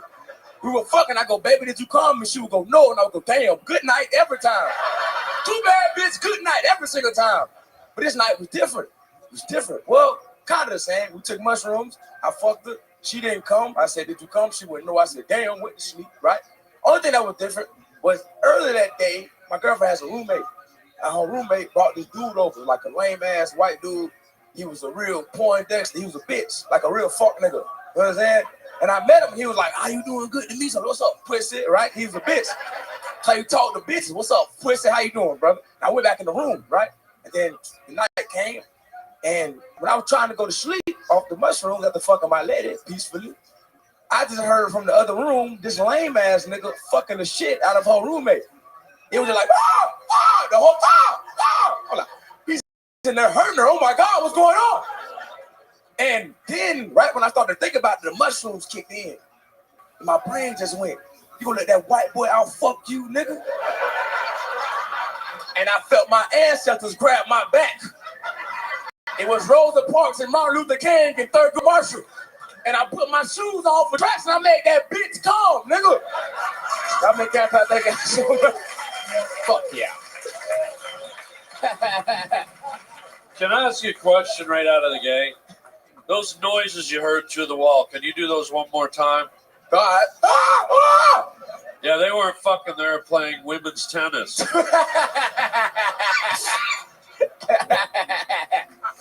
Cam Patterson What's has up? done it again. It was her first come? First come. Wow, what did you have to do that? What did you do differently? It was the mushrooms. Yeah, but like, do you remember? Like, was there some type of thrusting motion? Was there? They something? said it was the mushroom. Oh no, nigga, wait a minute. I had put shoes on for traction. You put shoes on? Yeah, nigga, I was butt ass naked, phone posits on, nigga. So you were wearing exclusively only shoes? Only shoes, socks and shoes, but only shoes. Wow. Butt ass naked, only shoes on. And I was going as hard as I could. I wasn't finna get out fuck. He was going hard over there. Yeah, he was going crazy over there. You can make it go even further if you wear golf shoes, buddy. Okay. Yeah, you can. What the fuck that's gonna do? You got the spikes in them, my guy. Yeah, you can really you can get flower into from standing on the wall. Yeah. I never knew this. This is good to know. White people shit. Hell yeah, Yep. golf shoes. Just make sure it's not a water bed you're on. Okay. Or else we know you can't swim. Because that would be a mess. That is quite the mess. So she told you that she had never come before. I always ask her. She always say no. You always ask. I always ask. Hey, every time. did you come? And she be like, no. I'll be like, damn, too bad, bitch. I don't really care, but I would like to know. You feel what I'm saying? Talk about who I already won. I'm happy. I'm having a good time. Give a Yeah. fuck about what she got going on over there. You Figure it out. were ready to go to sleep. Night time, brother. You know what I'm saying? Twinkle, twinkle, little star. There it goes. Hell yeah. Absolutely. I don't want to be too nosy, but have you ever come? Gosh. Every time. 100. Okay, I gotta ask, what's that sound like? It's a lot of that. Yeah, it's just a lot of cross-eyed energies. Ah! Oh, there's a little noise there. Yeah. So, Put my head down. It's a lot of that. What the fuck are you doing, man? Somebody called the police. They heard that. Someone called the police. Hey, who are these niggas, man? I go for 2 weeks. Who are these lame ass niggas? Who are they? Fuck going on They're here, not man? lame. They're cool. I mean, that guy's cool. That guy lame as fuck, man. Yeah, What that's are a you lame ass talking nigga. about? This guy cool as shit. Look That at this guy's lame guy. as hell, man. Hey, cool, but who the fuck is that guy, man? hey, you be nice to Russell Brand. Relax. Who the fuck is that, man? What does he sound like when he comes? You probably sound like a smooth jazz player. You probably sound cool as shit. Oh, the piano player? Yeah, no doubt about it. Real sick. Yeah. It's like, yeah. Yeah. There you go, baby. Hell yeah. You came, I came, good night. We all came. He probably say nigga when he come too. Yeah. He cool enough though. I came, nigga. Hell yeah. Absolutely. Do you come fast, like normally? Like how long do you? Wait a minute, Ray. What the fuck you got going on, man?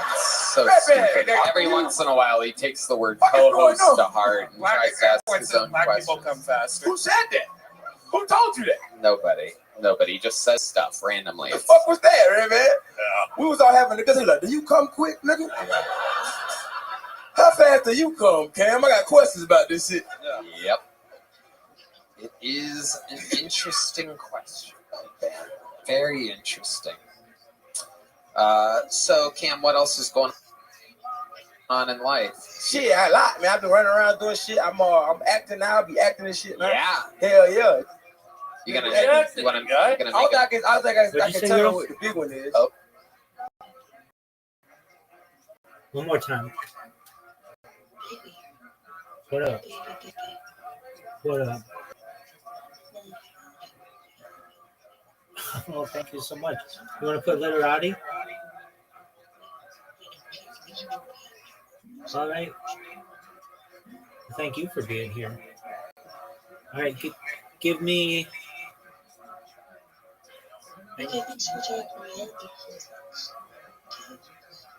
All right. Would you just be happy? Enjoy yourself.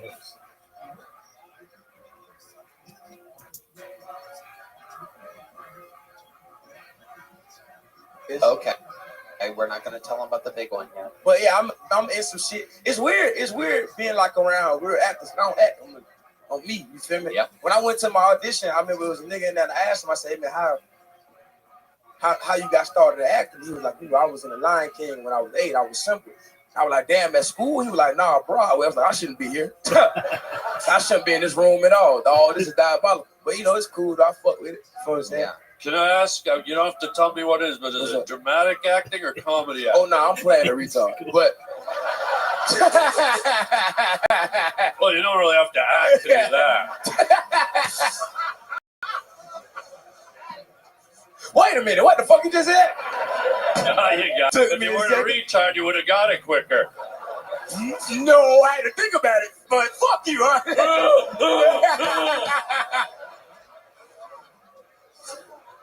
Think about that next time you come. I pray to God I don't. I'll be there to hold you, son.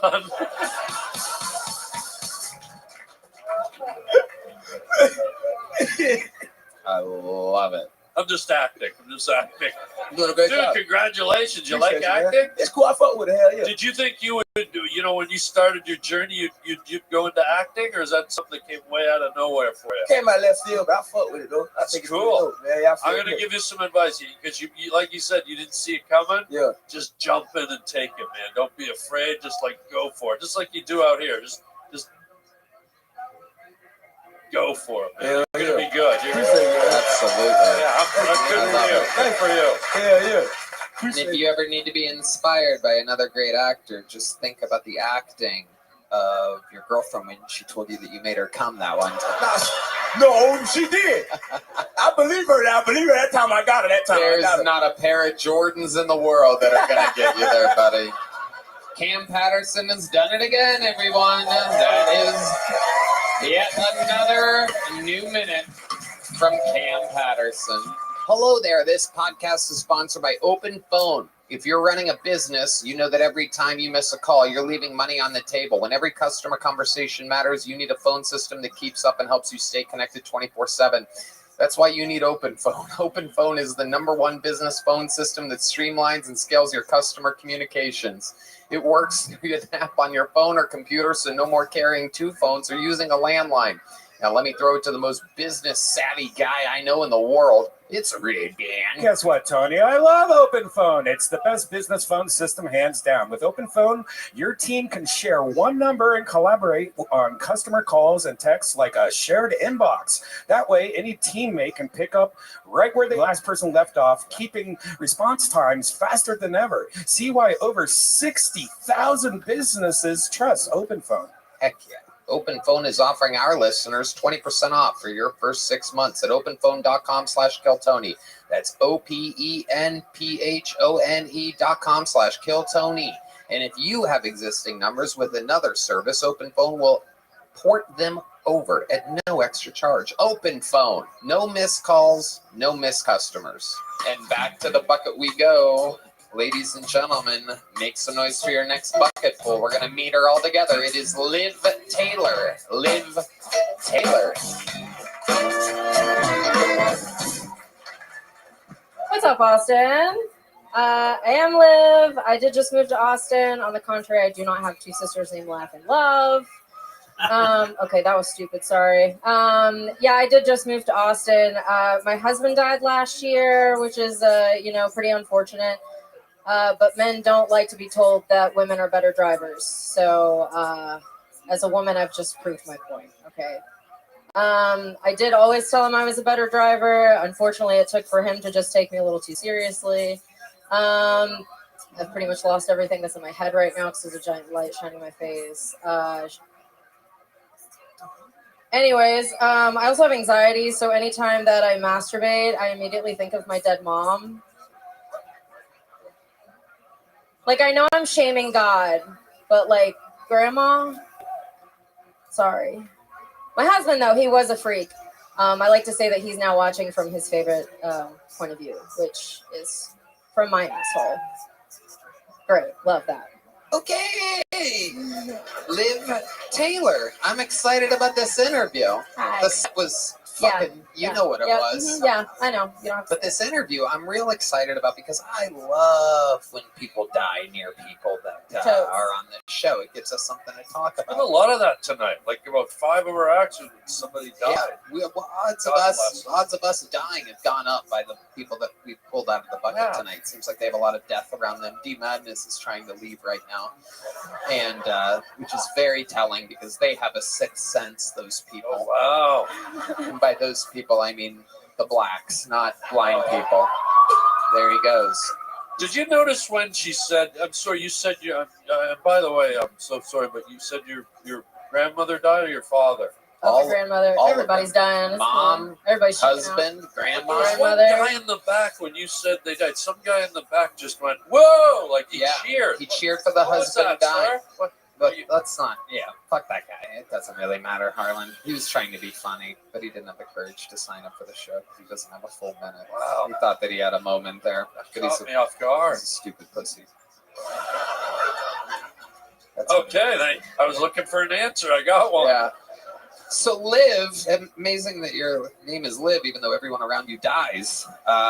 Let's talk about it. It is a joke. How did your husband die? He flipped his truck. He what? He flipped his truck. He flipped his truck. Wow. It's amazing the difference between flipping a house and flipping a truck, right? Yeah. One makes you money, the other ends your life. Yeah. So he He flipped. didn't hit a deer, did he? No, just his head real hard. How did he flip his truck? What happened there? He was just trying to go off a ramp and was dumb. Didn't do it right. Going off a ramp. Yeah, just like an exit. Oh, an exit okay. Ramp. An exit. It was like ramp. 2 a.m. You know, it was all factors combined. Was he drunk? Okay, a little bit. By a little bit, over the legal limit. Probably. Probably. You never asked. I mean, we parted ways that same night, so I would say. You broke up with him that night. No, he literally parted ways.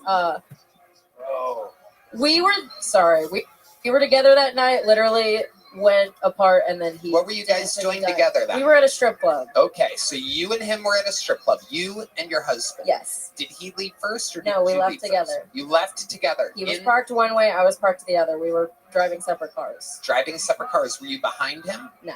You were in front of him. No. You guys went two We got separate. into an argument that night. Oh wow! It's very saucy. Very interesting. Amazing for a guy that's been pounding on the sound effect board all night. We got nothing for flipping trucks and Where are the death and sirens? actual. I'll take the sirens. Sometimes he gets a little daydreamy when we need him the most.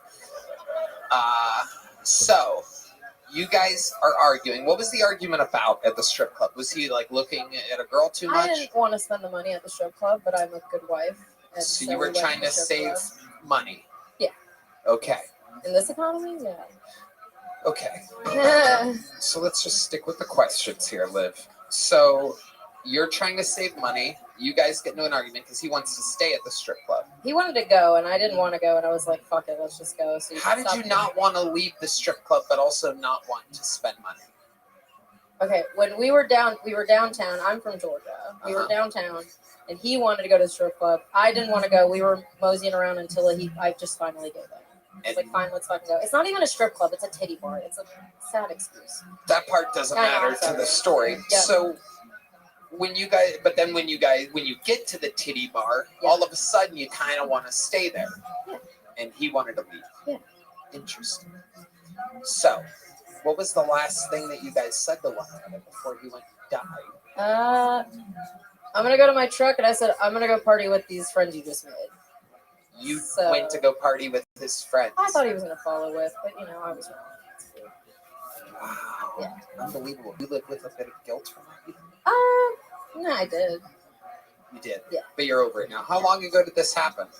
It'll be a year on the 2nd of Wow, you got over it real quick. Okay. Very cool. I like it. Do you have a boyfriend now? Nope. You're completely single. I'm just trying to do comedy. I moved out here just for this. You moved here from Georgia just for this. How long ago did you move here? I just moved 2 weeks ago. 2 weeks ago. Awesome.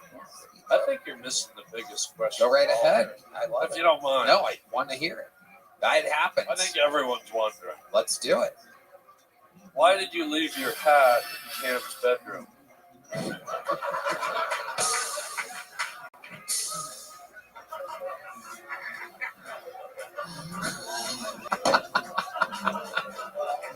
It's covered. It looks like it's covered in cum. 100%.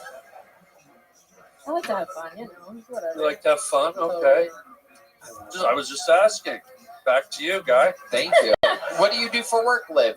I'm a vet tech.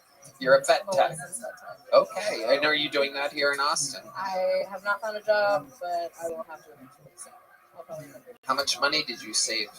Well, my money is dead mom money, so. Dead mom money. 22,000. Not even close. My mom did not expect to die. Probably like just under 10 grand.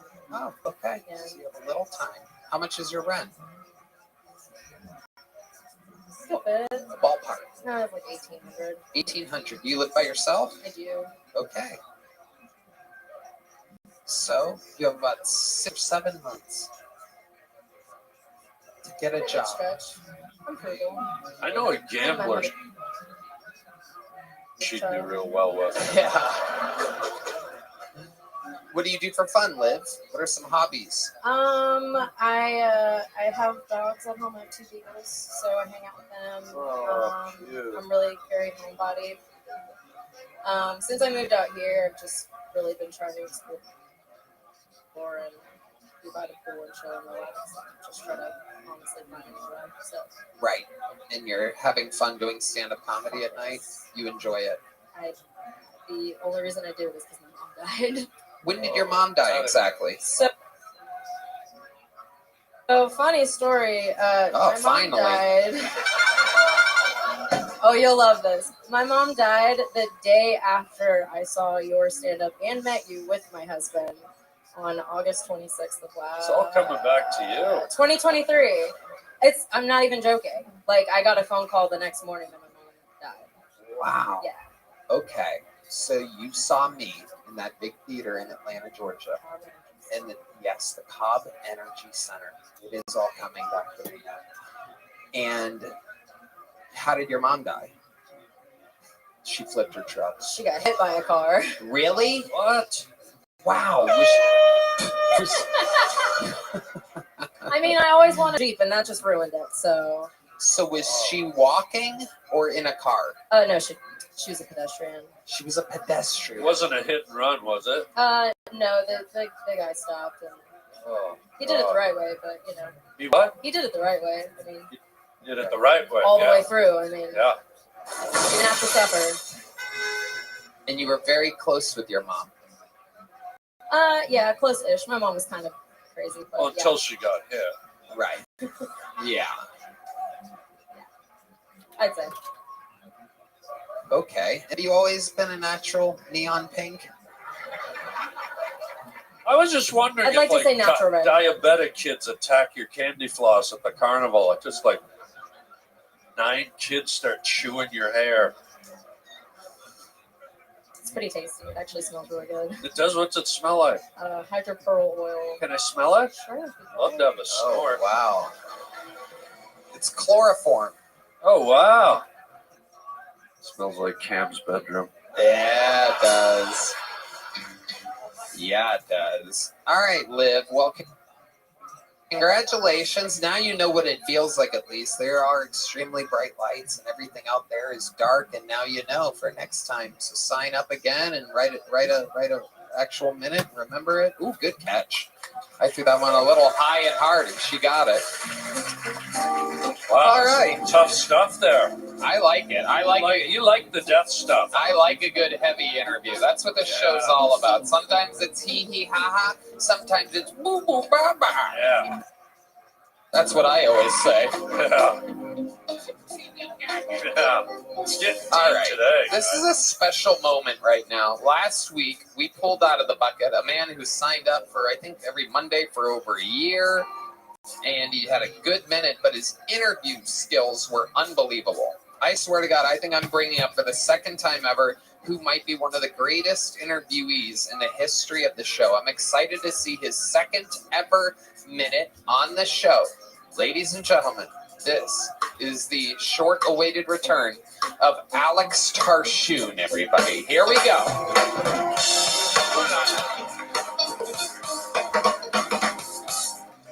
Thank you. I've been going to the gym a lot lately. I've been trying to make my workouts pertain to things I would do in real life. So every time I do a squat, I make sure to also lift my ball sack and cough.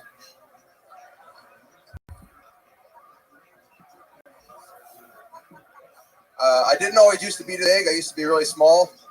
That was when my dad was getting the best of me. He said these beatings were preparing me for life. You know, for all the other 40-year-olds who are going to hit me with a belt and a shoe. You know, the thing is, though, he actually didn't own a belt. So we'd have to go to the clothing store, and he'd hit me with one there.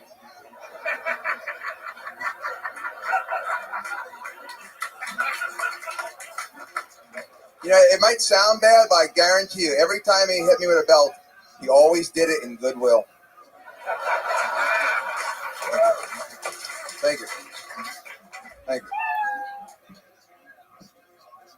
Thank you. Wow.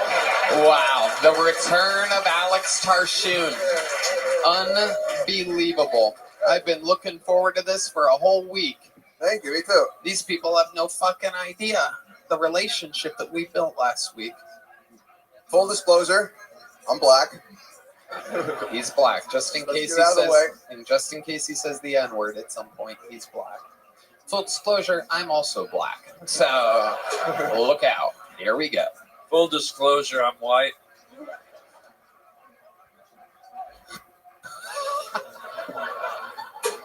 So Alex, I love this suit. Last week your clothing was extremely questionable. This week you come in guns ablaze. Did you just get this? Yeah, Amazon came through. Wow. Amazon Prime? Yeah. Wow. Look at that. How much was that? $75 for the suit. Yeah. You know. It's the new death in an elevator line. What does that mean? It's a Prince joke. Oh, okay. All right. Speaking of, oh damn. How are you, buddy? I'd love to throw a hamburger patty on your glasses.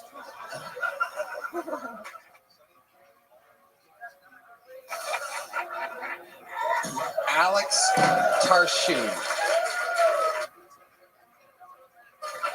Thank God he walked out that horrible Prince joke I did. Yeah, that was crazy. It was the 39-year-old reference, I do believe, but it was good. It was good. It was good. Death by an elevator. I learned something new every time I have Harlan on this show. Prince died in an elevator, right? He had an elevator in his mansion. They found him dead in his elevator. Really? Yeah. No, that was Whitney Houston, dude. He's thinking of the Prince guy died from in his Friends. elevator. Just ask him. He knows. It's okay. Right? You know. I know that Harry Truman was killed by a volcano. Yeah. Where did you learn that at? I was just scrolling Instagram, it just popped up. Yep.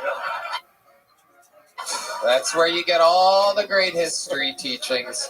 There's no doubt about it. Not many people know that at all. In fact, nobody knows that because it definitely did not happen. But Harry Truman was killed by a volcano. Yep. This is history with Alex Tarshoon. I'm very excited. So you got a brand new $75 suit off of Amazon, and you're still rocking the do-rag. Yeah. That's always going to be part of you, isn't it? Yeah. No, one do-rag, no socks. That's the game.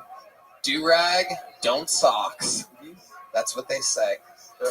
And Alex, you work at a pizza place. Yeah, I do delivery driving, and I also, because I actually play the trumpet while I drive, because you only need one hand for it. You play a trumpet while you drive? Yeah, I play the trumpet while I drive, and I use a little flap, like the sun visor, put like the music on it, so I can kind of read it. You have a trumpet. Do you have a trumpet with you? Of course. With you right now? Yeah, I brought it. You brought it? Yeah. Get this fucking trumpet. Here we go. You got it. You gotta be kidding me. This guy, by the way, set a record last week for the longest interview ever in the history of the show, because we found him so goddamn interesting. At no point during the 24-minute long interview did he even mention playing the trumpet. That's how fucking interesting this guy is. Trumpet from a garbage bag, does it?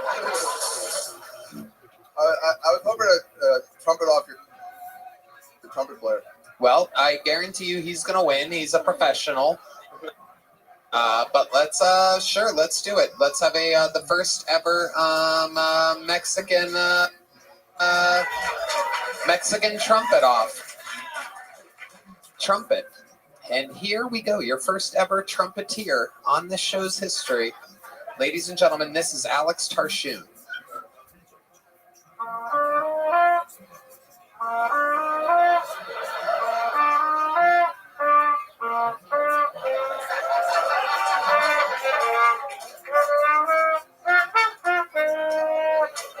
Perfect.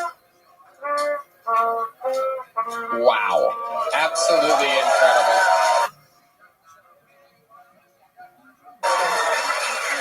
All right, now the professional trumpet player is going to play some. Oh, shit.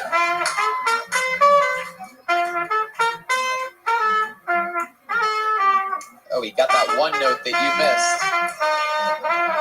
Oh, shit.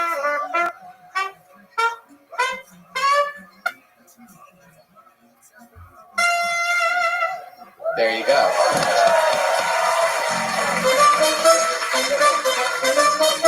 Red Band's jumping in with his trumpet sound effect. This is just a free-for-all at this point.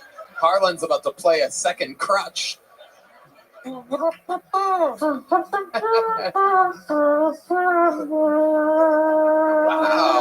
that. Harlan coming through with a victory. Somebody just handed me that trumpet. I was just driving around playing, and the guy was like, I've been looking for someone to give my trumpet to. And he's like, well, I guess you're the only guy. So I was like, all right. Like, that trumpet's actually really expensive, too. How do you know that? Well, I looked it up. Like, I eventually looked it up, and it's like, he said he was, like, giving away all his possessions and then moving to Thailand. Which we know what that means. You know? It means that he's about to go. Yeah. Do what? Well, there's a thing that we don't like to talk about that we all do sometimes. Wait. Go ahead. It's okay. Don't let anybody here throw you off with their scoffs and questions. What do we all do sometimes, Alex? Well, sometimes you go on skip lag and you just want to see how much it would cost just because you want to, travel around the world and have your dreams come true. What kind of dreams would you like to come true?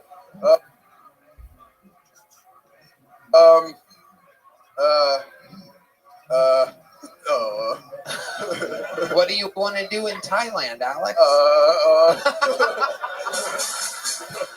How about we start with some speech therapy classes? How about that? I think we know what that means, right? Yeah, when it comes to Thailand, you know what's over there. No. You don't? You have no idea what they do in Thailand? No. Lady ba. Oh, lady boy? Yeah. You want to be with a lady boy? You want to get that lady boy gold. Whoa. What's a lady boy gold? It's just below platinum. Wow. An interview genius. Eventually, this show might just end up being Alex Tarshoon being out here for an hour and a half every week. You guys will see when you... Yeah. So, Alex, very interesting stuff. What else is going on in life? I kind of texted my ex-girlfriend. I was like, I got in Kiltony's. I thought it'd be kind of weird if she just saw me randomly. You texted your ex-girlfriend? Yeah, I just said, just give me a call, which I guess is like an emergency or something. And remind everybody why that's a big deal, your ex-girlfriend. I used to have a heart. I used to be in love. And then what happened? And then I got fired from my job. And then what happened? And then it was just a series of just since last time I saw her, I had 2 guns get pulled on me at different occasions. Right. I went to jail a couple times just for a weekend. You got a gun pulled on you and you went to jail? I got a gun pulled on me in Portland, and then immediately the first thing I did was tell this guy a Prophet Muhammad joke while he was pointing at me. I was like, all right, well, this is He was pointing a gun at you? Yep. Do the joke that you did while a guy was pointing a gun at you. Okay, well, what I said was... First of all, did you say, hey, don't shoot me, I'll let me do a joke? Pretty much, What did you say exactly? Well, what I said was, hey, you want to hear a joke? He pulled a gun on you, and that's the first thing that you said? Yep. Wow. And then what did he say? He said, all right. And he's holding it like this or sideways? He was sitting in the car, so he was just pointing up at me. Wow. Okay. So you say, want to hear a joke? He said yes, and then you go. I said, in the religion of Islam, it's forbidden to draw the Prophet Muhammad. It doesn't say nothing about drawing his twin brother Billy, though. Wait, he's fraternal. I would have shot him immediately. Yeah. Did the guy laugh? Yeah. Wow. Yep. Absolutely incredible. My God. And then what happened? And then I saw this lady walking around, and I was like, you never believe this. She had a gun pulled on me. She's like, what'd you do? I said, I told him a joke. A Prophet Muhammad joke. And she goes, why? I'm like, that's comedy, right? And then she was like, no, it's not. And I was like, and she's like, I'm actually in this, the circuit. I know what comedy is. And I was like, all right. Oh, yeah. A lady in Portland. Yeah. Has it all figured out. That sounds about right. Yeah. I know Portland well enough to know that those are the types of people that think they have it all figured out. I'm in the circuit. Perfect. I finally got closure though, because I told her I got and killed Tony, and she was like, "Good for you," but you know he's a bad man. Right. Yeah. And I was like, "Oh." Yeah. Those Portland people. Yeah. I'm the bad man. Meanwhile, she lives in a neighborhood where people in cars are rolling up, pulling guns on innocent people. Yeah. Well. But I'm the bad guy. Yeah. Because I said something. Some words. I said words. Yeah. So, Alex Tarshoon, what else is going on in life? Well, Monday was good for me. Last Monday. Tuesday was kind of rough. Well, tell us what happened on Tuesday. I got a phone call from my apartment, and they were just like, "So we heard you had 8 dogs. We just wanted to know when you're leaving." And I was like, "All right, well, you know, it's been a long week. I got a couple of new apartments lined up for new strategy for a new apartment. Just gonna lie. Right. Tell me I have 2 dogs, and you're gonna sneak in 8 dogs. Yeah. A fun fact about Alex is he has 8 pit bulls. How did they find out? What are the odds that the apartment building found out the night or the next day after you talked about it in front of the world? Well, it's because I got home so late that I was just like screeches and squeals for like a couple hours. They heard the 8 pit bulls playing around, fighting. No, his bedroom's next to Cam's. Yeah. That makes sense. So what are you realistically going to do for an apartment, Alex Tarshoon? You're out there delivering pizzas for a living. Well, first off, my chances of being a public school teacher are plummeting. Why? You can't plummet if you were never even up, all right? I was working on my teaching certificate, like thinking like I'm gonna get summer off to hang out with my dogs, and then I was just like, there's something about like saying nigga on stage. It's just not gonna work for me, I think you can say it. I should. You should. You should be able to say it. Yeah. Are both your parents black? Because you're like sort of like a little fair skin. No, I'm like black and like Moulignon. All right, then you can't say it. Well, those both being black. Yeah. John Keys gave him permission, so that's cool. Oh yeah. Okay, go ahead. Yep. How do you know you're not going to be able to get your teacher's certificate? Well, I think like if you just Google me, like it just comes up that like I prank phone called the suicide hotline by accident. Really? Yeah. Like if you Google me already, like there's like it was already dicey, like to think that I'd get the job in the first place.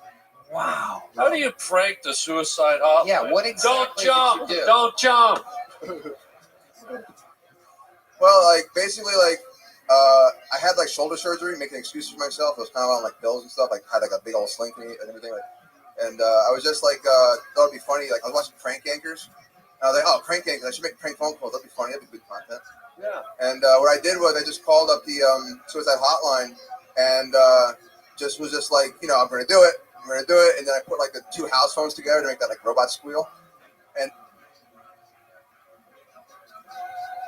then like my brother came in, he's like, "Oh, hey Peter, what are you doing?" Like, "Oh no, Peter, what happened?" And he goes to the phone, like, "Why did you do this to Peter?" And then like an hour later, I'm like making eggs. Like, oh, that's pretty funny. Dude, I'm about to kill myself right now. Let's move this along. Yeah, it doesn't really pop up. How do you spell your last name again? It's TARCHOUN. CHOUN.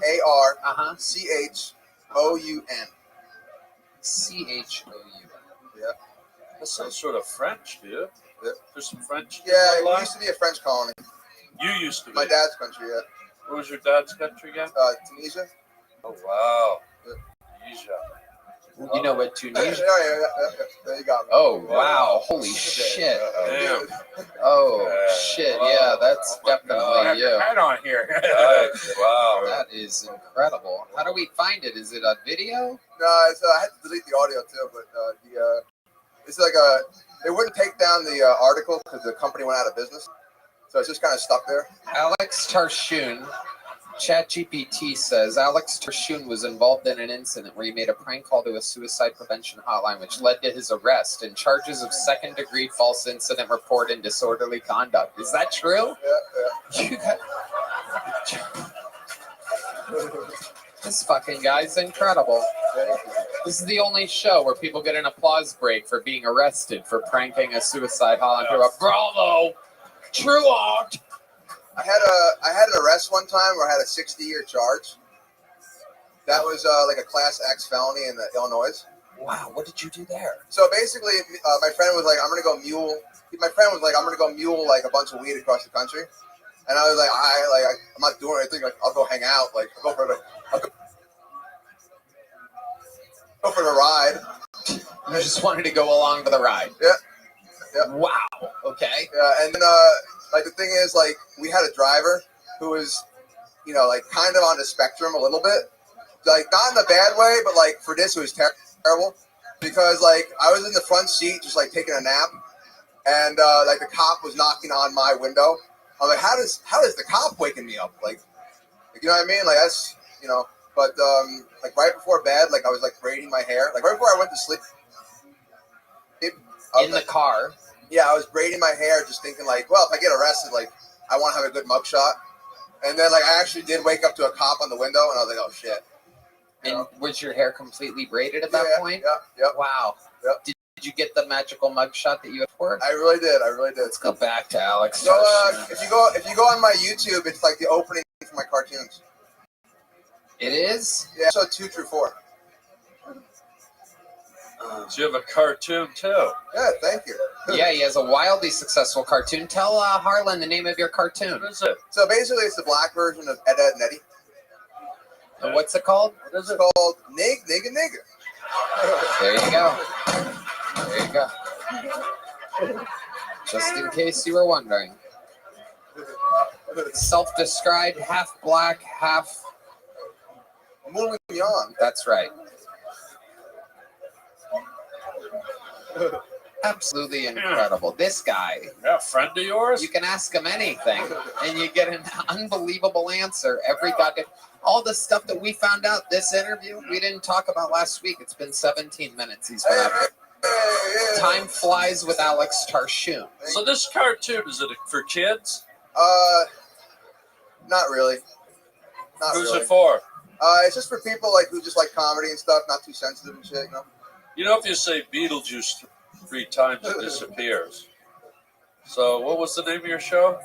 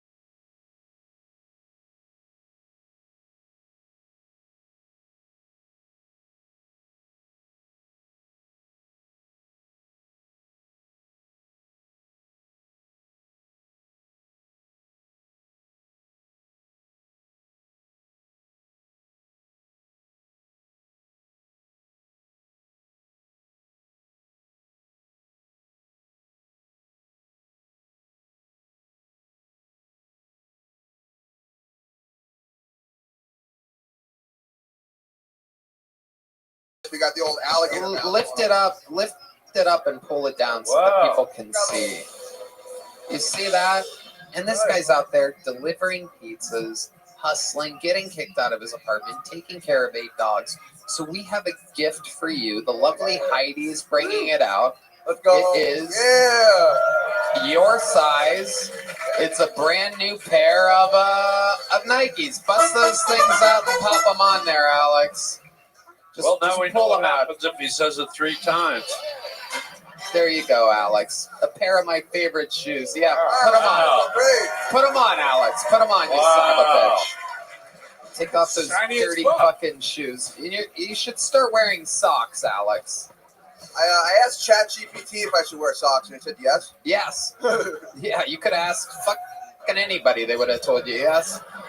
You didn't have to go to ChatGPT. You didn't have to use that kind of technology. Red Band's really ramping up to say something here, everybody. Why do you wear that hat every week? Yeah, William Montgomery wore it last week, and he said his whole head smelled like pizza for the rest of the night. There you go. It's worth it. We already talked about the thing. It's good. How do the shoes feel? They feel great. I thought it's a good color. They really match your do-rag, bro. That's like a good look. As my hair gets really frizzy. It's like the hot heat around here.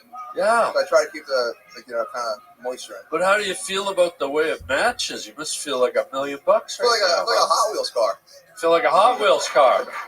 You have the vibe of a Hot Wheels car. It's very, very death in an elevator, if you will. Oh, that joke doesn't work. I already tried it. So we're gonna throw those old shoes out. Can we throw them over to the telephone line? Yeah, if you want to, yeah, you could do that if you want, Alex. Congratulations, you have new shoes. Another set and interview down the hatch. Thank you, Alex. Thank you very much. There he goes, everybody.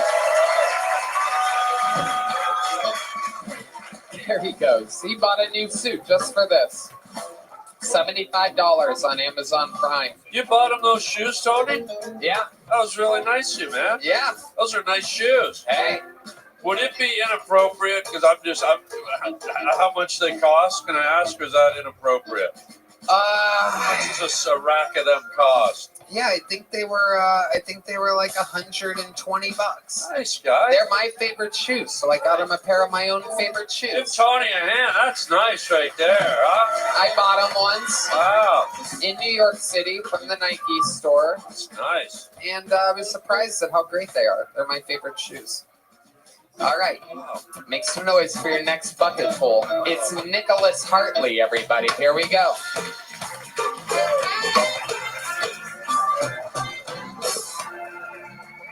Hey! My grandpa is not a big sports fan. In fact, I think his favorite sport is Family Feud. Because every episode they put a white family versus a black family. And my grandpa, diehard Whites fan. I'll tell you that.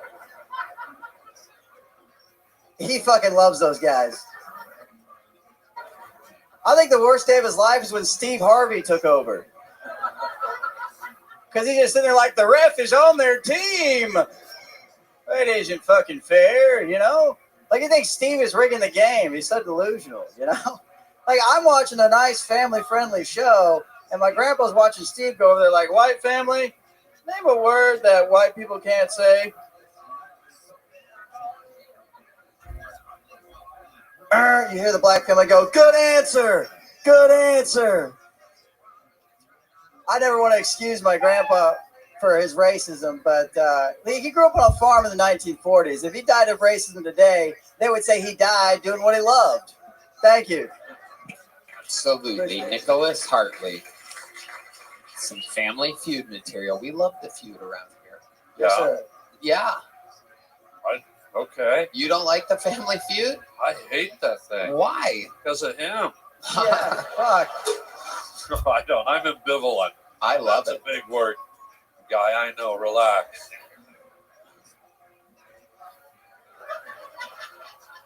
That's not a guy. Oh, sorry. Sorry, it.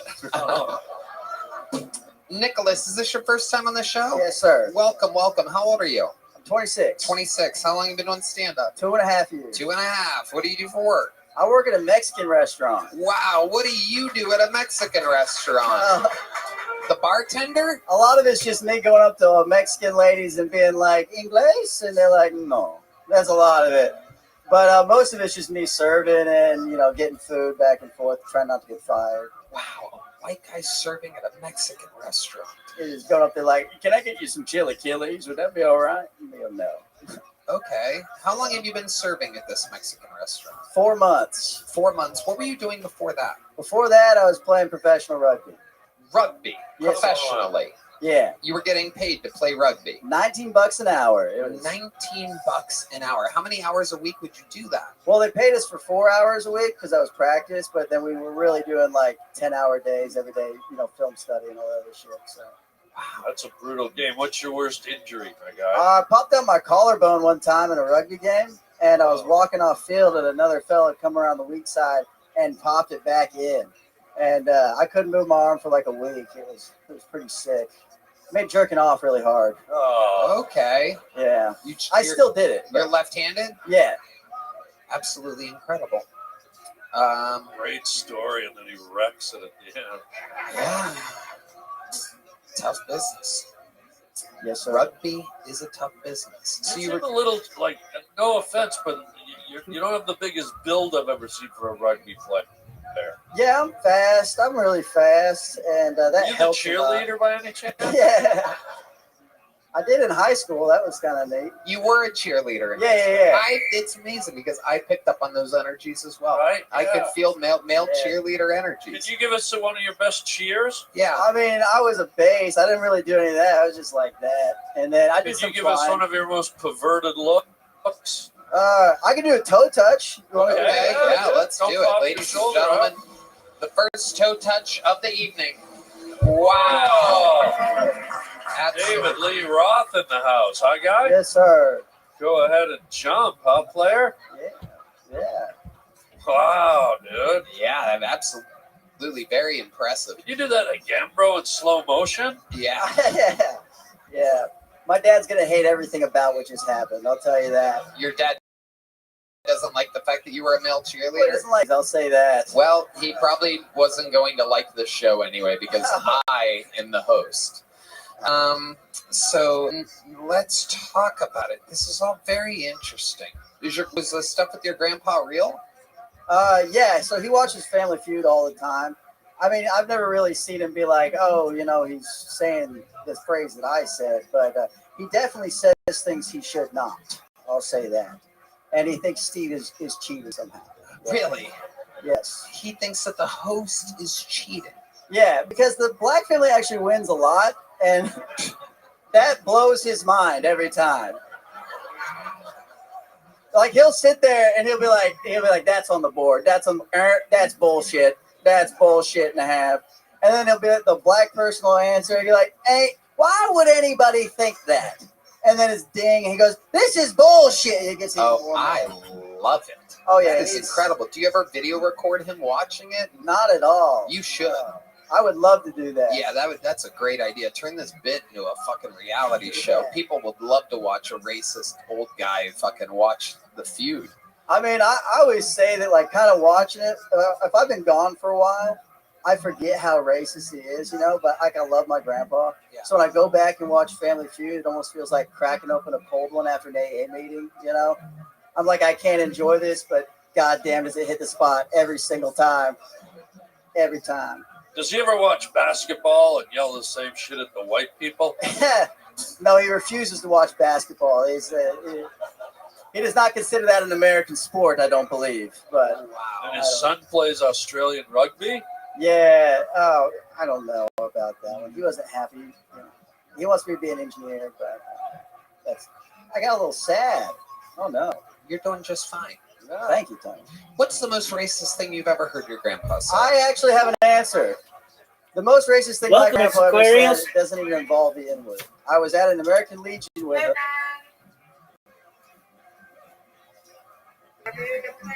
Yes, we are. Marty, are you there?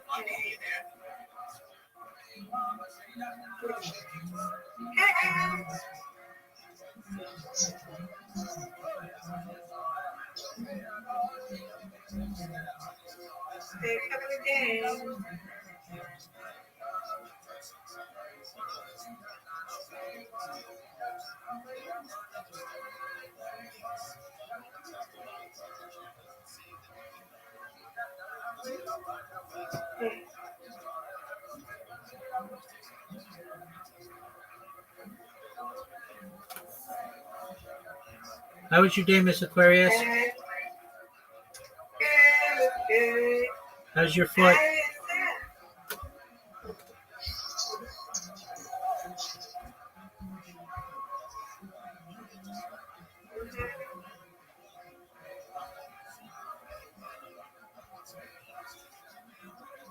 What's she say? I can't hear. I can't hear her either.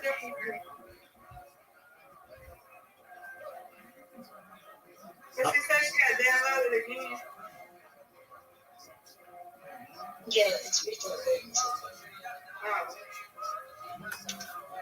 Miss Aquarius, how's your foot? Doing good. Don't go back with my bruise. I'm dealing with other things now. My left leg, I think I have a sciatica deal with my left leg or something. Look like I might got arthritis right now. But that pray for me. I'll be all right. Miss Aquarius, you're falling apart. I know, but I've been had sciatica. Been having it since a few months ago. So now it's, that's why I want to physical therapy for my legs, and then I'm going for my arm because I got my arthritis in that, and then got a type ice up in that. So I think my sciatica has moved from my right there to my left now, and I don't feel like doing no MRI. So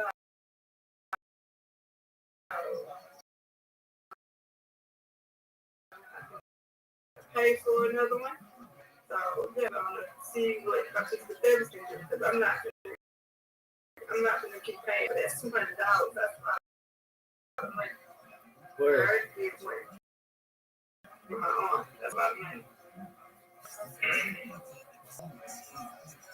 yeah, I know I'm dealing with tingling and going up.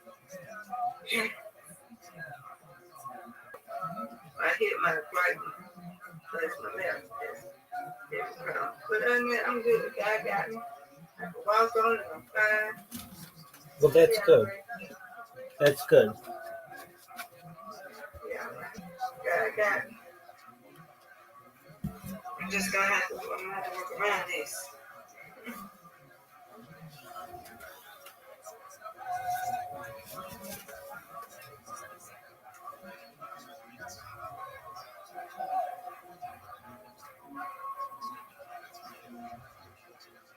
Very recently, a really carried point flips in the never explained and dysfunctional service treatment. Yeah, I'm still with my right leg. It's gonna pass. My left is probably be all right. I'm gonna do something. I can't deal with this at night. But it's okay. Got it. I believe they can do something with me. I know I got arthritis. So I got arthritis on my right. I got to have arthritis going on my back. So I know I can. So I know I got it. I know it's some herbs or something, but I'm tired of taking medication. I don't want to keep taking medication. Yeah. Just look up things that are anti-inflammatory.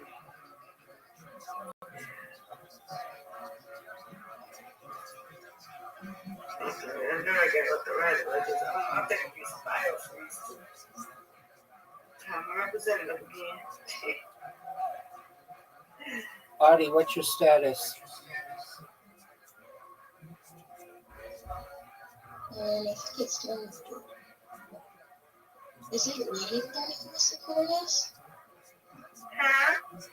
Is it raining near you? No, it's not raining yet. Okay. Nope, we don't get no more rain until Wednesday.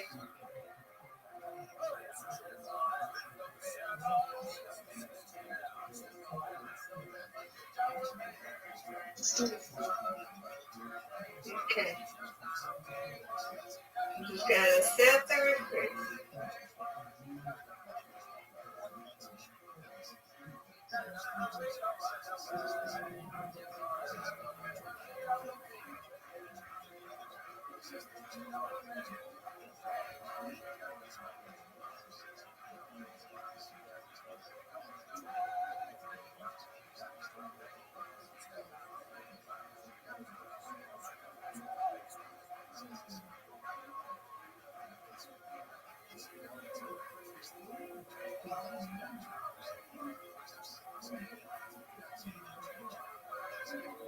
Howdy.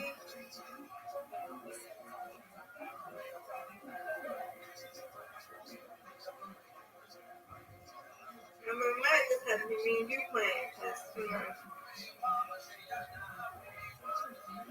Artie, what's going on? I mean, you have to log in.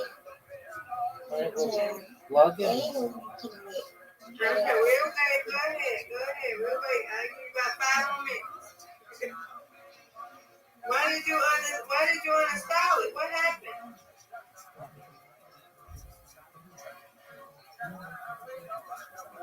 Because you're playing with my Rabbi. It hurts my feelings so much. Oh, okay. But I know she just playing. I know she's for real. Yeah, I mean what I said the first time out. Oh, girl, why would you have to stop? Because I'm playing with Rabbi. Yeah, real talk. That could be issue. Huh? I learned it.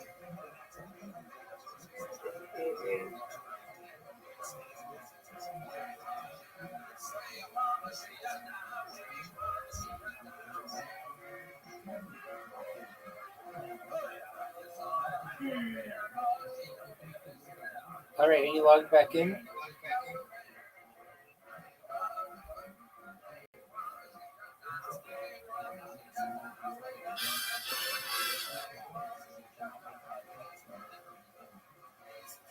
Alright, let me do it. Did you get my invite?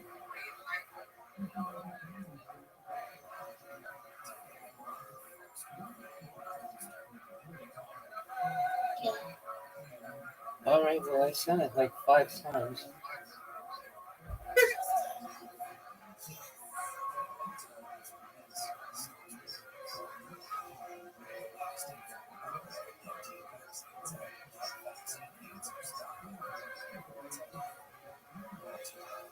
Yeah, let me do it again, Rabbi. Just cancel that and do it. Redo it again. Yeah, you're going to have to cancel that and redo it again. Audio, you logged back in? I don't think you see it. Did you see it?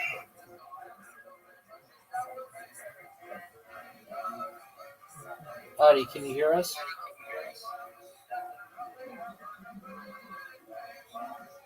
Yeah, I can hear you and I can't see it.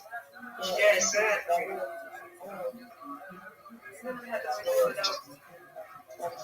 Okay, I just sent it again. I don't see nothing. You're under your normal account, right? Audie Dusky?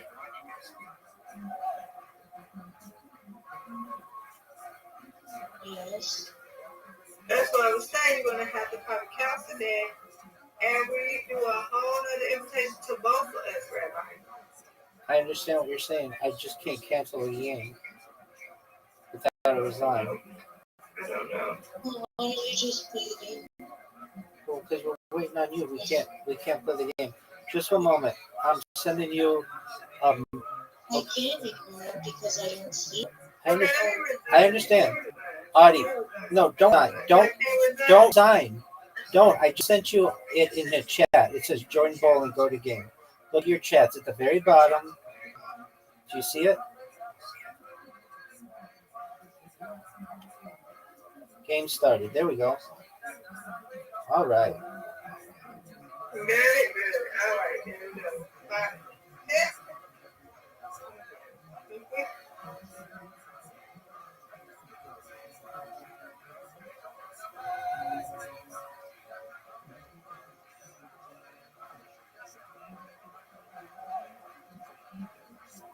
Almost, Miss Aquarius.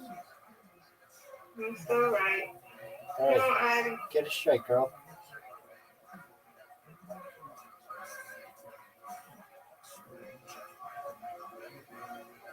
There you go.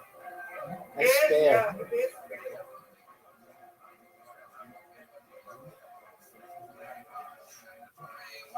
Oh, boo. Garbage.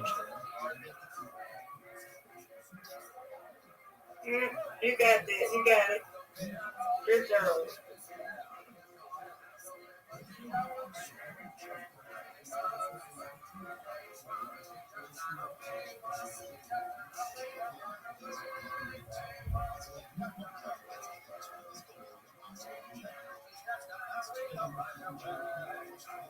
Oh, great spare, Miss Aquarius. Thank you. Great spare. Come on, Ivy. Right.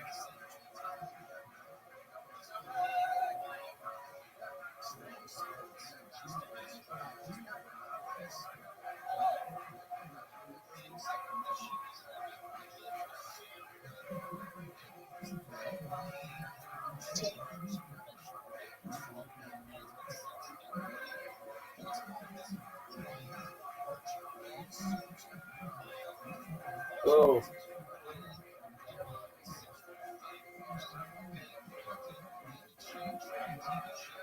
Whoa.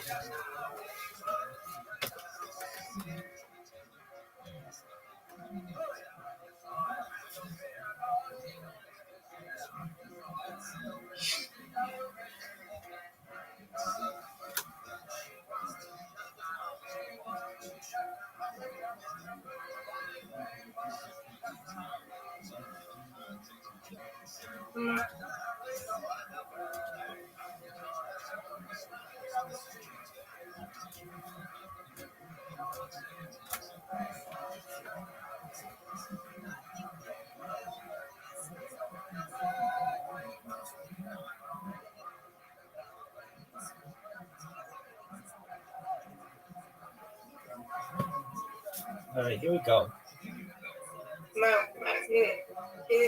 Got it. Boom.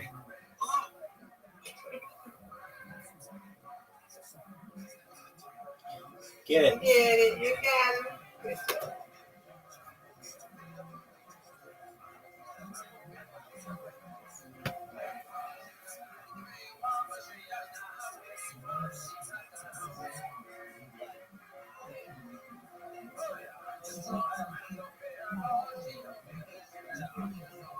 Nice spare, Mr. Cruz. Thank you.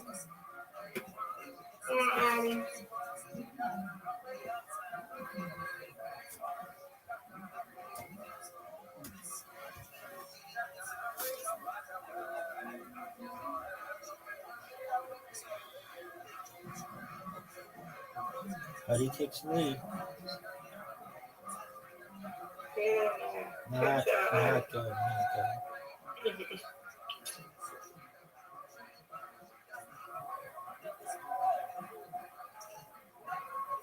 There.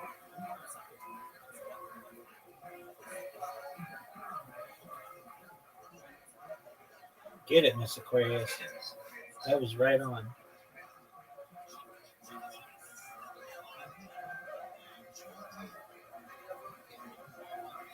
You got it. Come on, Addie. Strike it.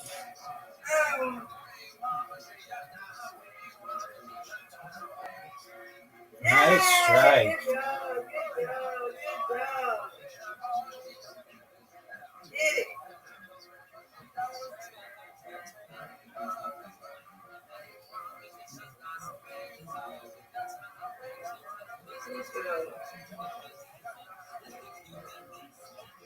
Not those three.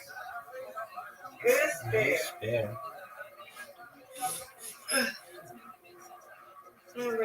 Three strikes in a row.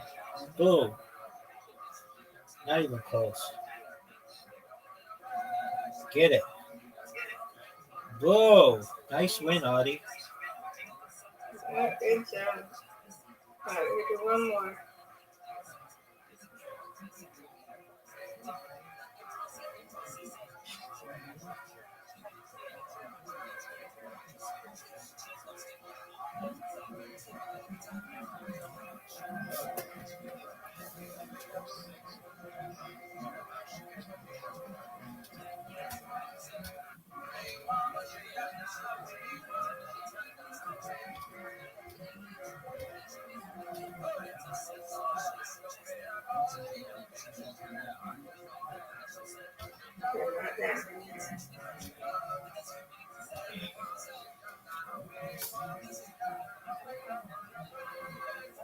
Good. Spare. Thank you. Come on, Addie.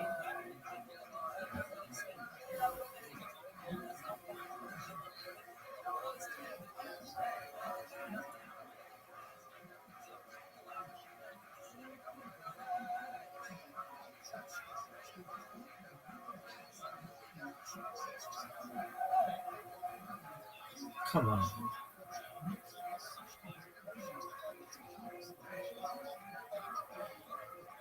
Get it.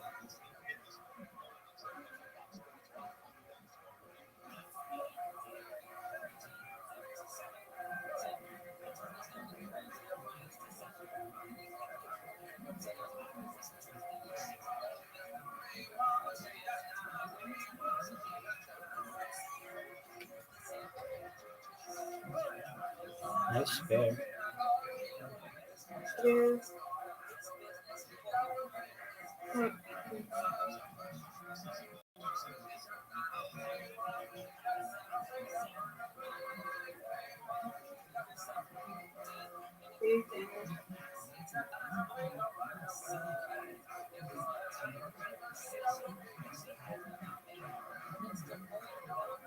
Get it. Oh, I'm gonna get this though. I'm gonna get that. It's a split, and I'm gonna get it. Oh, are you serious? Garbage.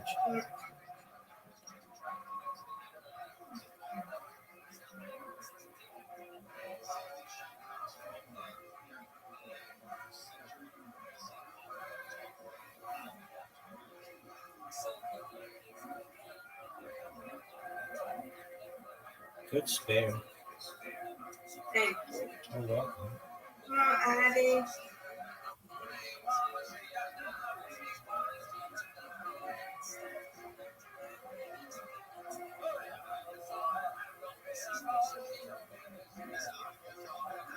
Nice spare. Yeah. Get it. Garbage. Get this. That's what I'm talking about.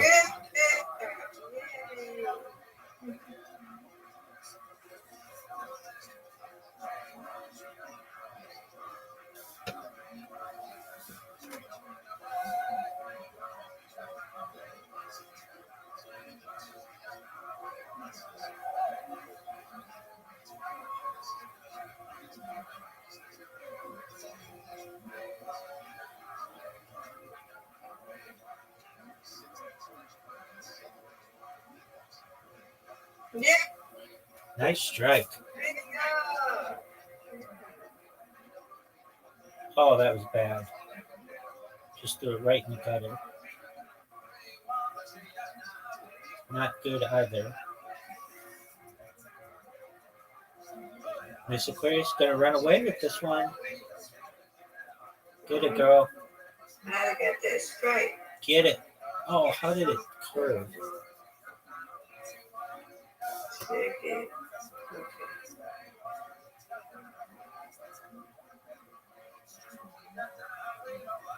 Come on, Addie. You got this. That was Addie. Come on, Addie. Perfect strike. Good girl. Perfect strike.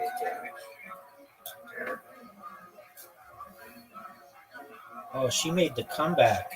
Look at you. That's good. That's good. I'm sorry. Anyway, She's got 3 strikes in a row. Get 4. This is going to be her high score. High score, girl. That's good. Hey, that's, I still think 89. That's a good job. That's a really good score.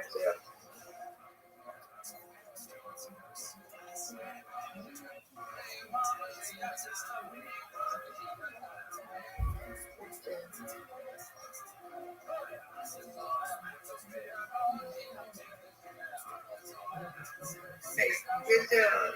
Thank you. Right, yeah. Congratulations, Addie. Good job. 2 wins, girl. All right, y'all. Y'all have a good one. I'll see y'all in the morning. Sweet dreams. We'll see you in the morning, Miss Aquarius. All right. You too. Take care. And we hope you feel better. Thank you. You're welcome. Yes.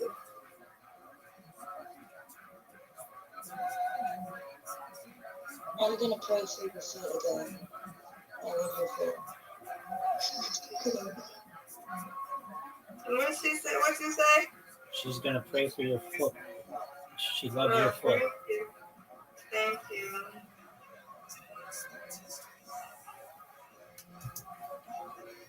With him, and there was this black man there, and I thought, my grandpa's not racist. He just doesn't like people who are, who don't like the things he likes. So we found a black guy who likes bluegrass, who likes country music, and was an ex-veteran. They get along, and this guy was all that. And I got in the car with him. I was like, "What do you think of that guy, Grandpa? Do you like that guy?" Because they were having fun. And he goes, "That guy? He's fine around those good white folks, but when you put him around his own kind, the jungle just comes out in him, you know? Wow. Absolutely incredible.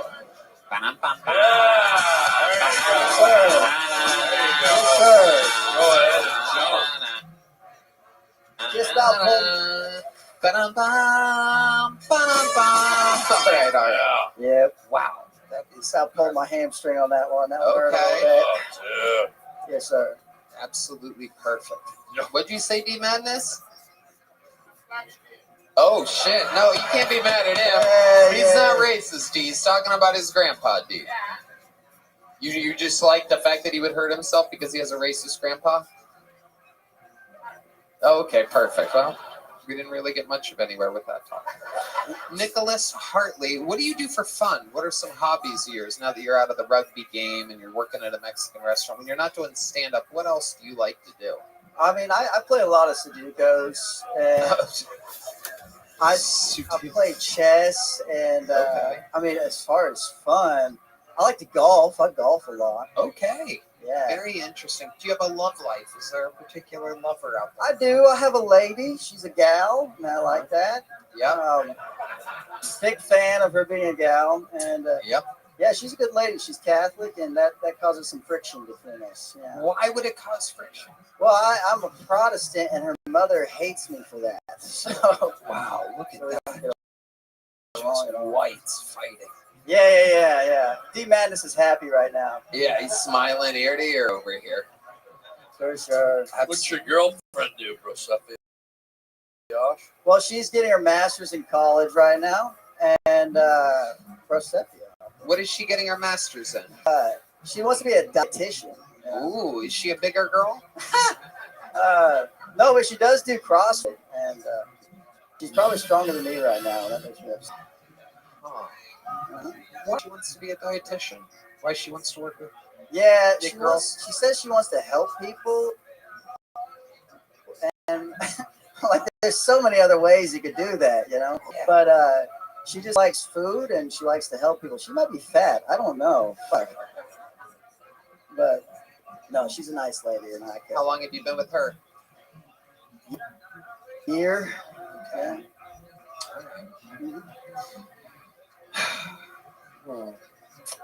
Trying to figure this out, Nicholas Hartley. I feel like I'm a question away from figuring out something. What scares you?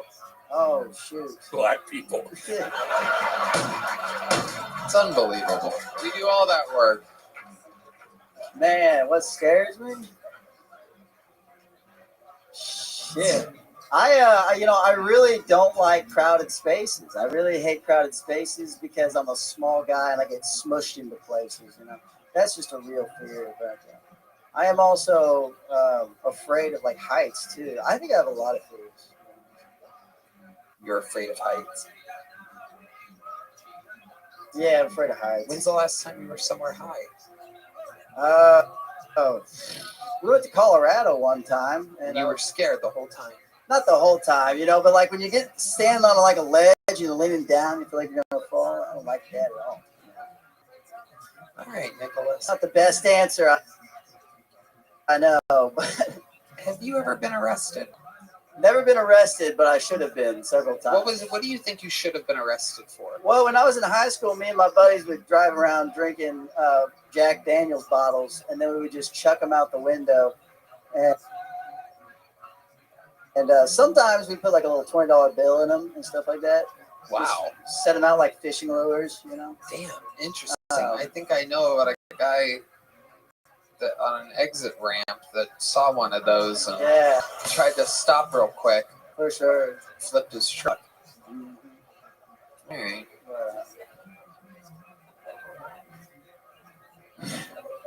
Anything else crazy we should know about you, Nicholas? Any other fun facts about your life? Grandpa was racist. What about Grandma? Did you ever hang out with Grandma? So here's the thing with Grandma. Okay. Grandma pretends to not be racist. Oh, let's go. So let's fucking we'll be go. watching Family Feud, and Grandpa's going off, and she's like, "Now, Dale, you can't be saying that around the grandkids, you know." And then she'll lean over to me because I'm one of her older grandchildren and go, "You know, they're just not as smart as us, you know." Oh, wow. My God. And I'm like, Grandma, she's a nice lady, but she's got some demons in her, you know? Yeah. She puts on a front like she's not racist, but then she whispers to her little favorites. Yeah. And that's the crazy thing is, too, I think they think I'm racist, too, because I'm not going to tell an 80-year-old man, you're wrong for that, you know? Right. So I just go, yeah. Actually, that's true. Because I was hanging around my grandpa's friends one time, and he just coyly said, he's like, this is my grandson, Nick. He's like us, you know?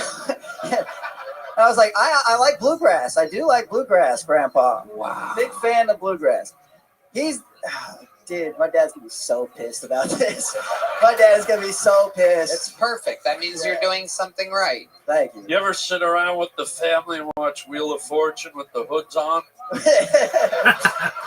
Yeah, no, we never done it with the hoods on. You will. You will. Yes, sir. Well, Nicholas, congratulations. You got on the show. You did it. Thank you. Thank you. Caught a little low toss there. Let's have some more fun. Your next bucket pull is from the inside, ladies and gentlemen, so it's probably going to take her a while to get up here. Make some noise. It is one of you representing this audience. Make some noise for Cassandra Harford, everybody. Cassandra Harford. There she is, right in the middle. Normally, a fun fact, the audience signups normally don't do as well as the comedians. That's why a lot of people are leaving right now. These people have to go open up their food truck. They have a food truck that they run together. By the way, shout out to R&B's Steakhouse making cheesesteaks for us tonight. Here is Cassandra Hartford, everybody. Make some noise for Cassandra. My cousin called me on the way earlier today to let me know how excited she was that she took a Ancestry.com test, and we are 12% of the same DNA. Thank God I'm only 12% fat retard. Gosh. Other cousins are black and in jail, so I don't know which one's worse. None of them have ever seen a ballot box. Wait, do they let retards vote in Texas? They do. Yeah. If you couldn't tell, I grew up prejudiced. I thought everyone with Down syndrome was related. Just one big old family of thumbs. Yeah. Did you guys hear about the big bankruptcy? You know, they employ all of the retards in America. What was that, Hooters? What are we gonna do with all those girls? That's my time. Thank you. Cassandra Hartford actually doing pretty good for an audience. Fuck. Incredible. You said retard 11 times during your set, but you know what they say. If you are one, you're allowed to say the word. So congratulations. 12%. Welcome, welcome. This is the first time we've had our own Hawk Tua girl on the show. It's very exciting. Hawk 3, we'll call you. Like a new model of Hawk Tua. What brings you to Austin, Texas? Do you live here? I do not live here. I live in Florida. What part of Florida? Melbourne, just outside of Orlando. Okay. And you're just visiting Austin? Just visiting Austin. I came in for a concert. What concert? Penny and Sparrow over at the Paramount. Wow. Yeah. Never heard of them. What kind of music is that? A little folky, little blues. Okay. Yeah. You know about them? Yeah. You know about nothing musically. How do you know about them? I can't remember actually, but no, they're great. They're great. Just is it good girls? music. Nope, two dudes, Andy and Kyle. Looking at dudes playing music. What's going on over here? Look at my little cultured co-host over here. I never knew you had it in you. How? They're chill. They're like really cool. Yeah. Penny and Sparrow. Is it like country music? Not country. Considered folk. Oh. Their biggest song is called Slaves. There's kind of a theme tonight. I don't know if anybody's catching on to it. I'm trying to get away from the racism thing in my reputation right now. And episodes like this don't help at all. I'm here for a concert. Penny and Sparrow. You might know them, they're hit slaves. Couple white guys thinking about slaves. All right. And what's your story?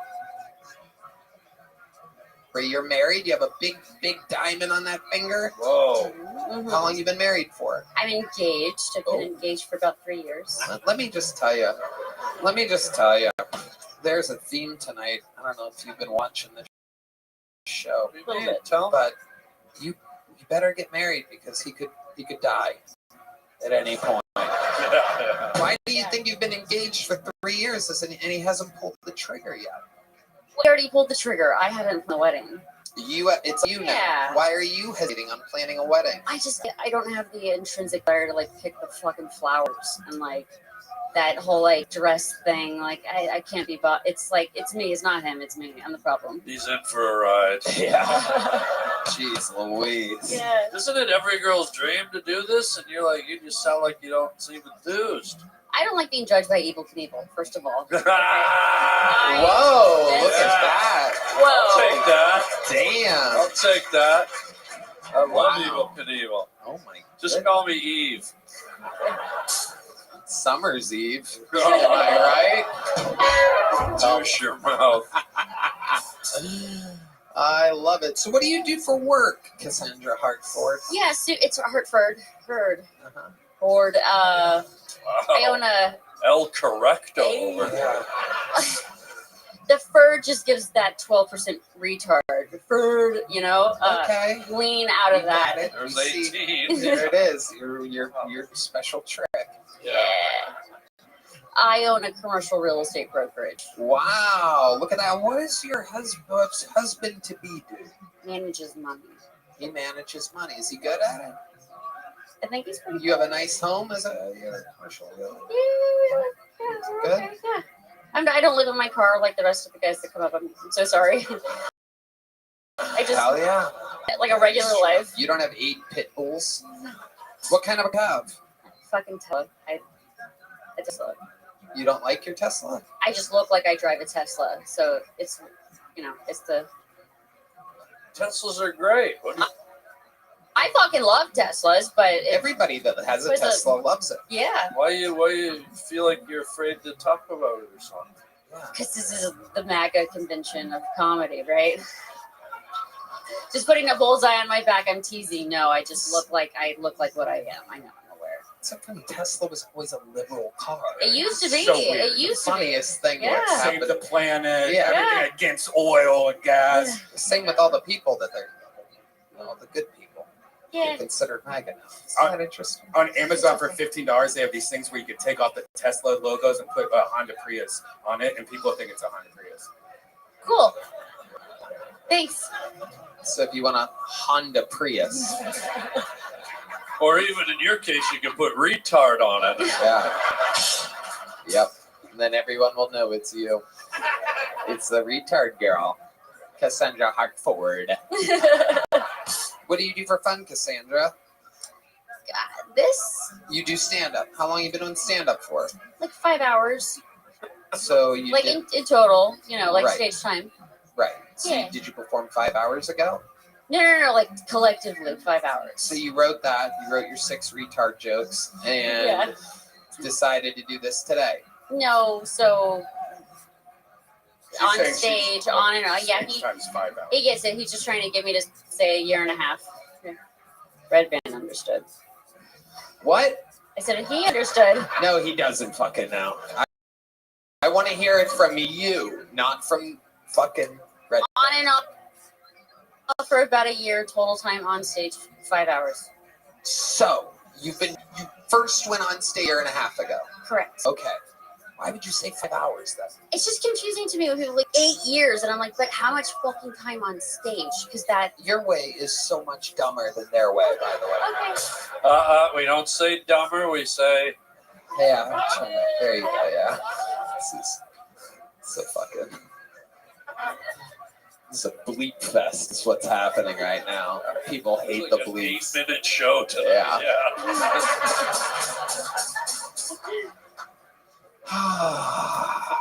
So in a year and a half, you think you've been on stage 5 hours? Is what you're saying? I live in a smaller market, so there's not a ton of mics and stuff to go up at. Yeah. Do you have fun when you perform stand-up comedy? Yeah. Do you make friends that are comedians? I try to. Do you have more friends in the real estate business or the comedy business? Real estate. It's just because you're working with them all day. Mm-hmm. Yeah. Are you good at selling commercial real estate? Yeah. You are? Yeah. So good. I opened a company when I started doing it. You have your own company. Yeah. Right. So good at it that you started your own company. Does it I just start had with to. an R? It fucking does. It literally does. Okay. We're down to 7. Where did you meet your husband to be at? We met at a comedy show. At a comedy show. Were you performing? I was not. I had no interest. What was the comedy show? Just a mic in Melbourne, Florida. You guys were just at a random open mic together. Yeah. And you guys were sat next to each other? In the same room, and he's hot, so it was kind of like, oh, whoa, and a unicorn. He doesn't do stand up though? He does not now. Okay. You're the funny one in this relationship. Yeah.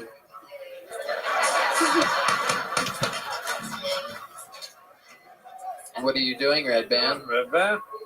You're doing physical. You guys comedy. didn't realize the whole time she's had her hand in her front pocket. Just playing with why her the fuck Just is playing with her it kid the whole time. She's just going like Wow, this. you got Colton Christie over here. Very excited about the front pocket acknowledgement on a podcast. Cassandra, most interesting thing about your life before I let you go. Oh, God. I was a teen mom. You were? Twice. Wow. So how old are your kids now? 17 and a half and 16 and a half. So 17 and what? So they're almost 18, almost 17. So they're almost adults. Wow. Yeah. My goodness. Yeah. And who was that guy? You still talk to him? When I have to. Right. Yeah. Is he a good guy? Does he have a steady job? I hope so. You don't know? I mean, no, they interact with him, but it's more like a shared, we were teenagers, so, And you let him nut inside of you all the time? Did you not know how the birds and the bees worked? I guess not. You did? When you're kids and you're fucking around and you're making dumb decisions. But he was finishing inside of you. Where? You didn't notice that? There's this weird thing that some men will do where they'll finish and then keep going because they're so embarrassed by how quick they finished. The old Florida fucktuery. Yeah. That's what happens. The old manatee meatloaf. That's right. The old pepperoni pizzette. The old double stuffed crust. The old elephant ear. Can I ask, this is kind of an intimate question. You mind if absolutely. Daddy digs a little deep? Absolutely. You were getting deep. Daddy wants to get deep. Dig, daddy, dig.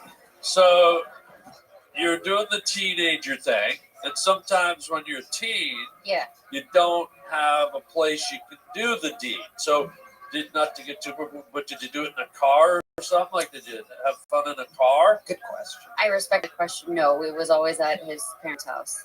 Like in the basement or something? Just in a bedroom. In like a race car bed? Yeah. Were there posters on the wall? Do you remember if there were posters on the wall? It was dark. It was always dark? It was dark. Okay, were the parents in the house when you were doing it? Probably. Yeah. Probably in the garage ripping cigarettes. That's why he did it so fast. The parents were there. Yeah. Yeah, you got it when the parents are there.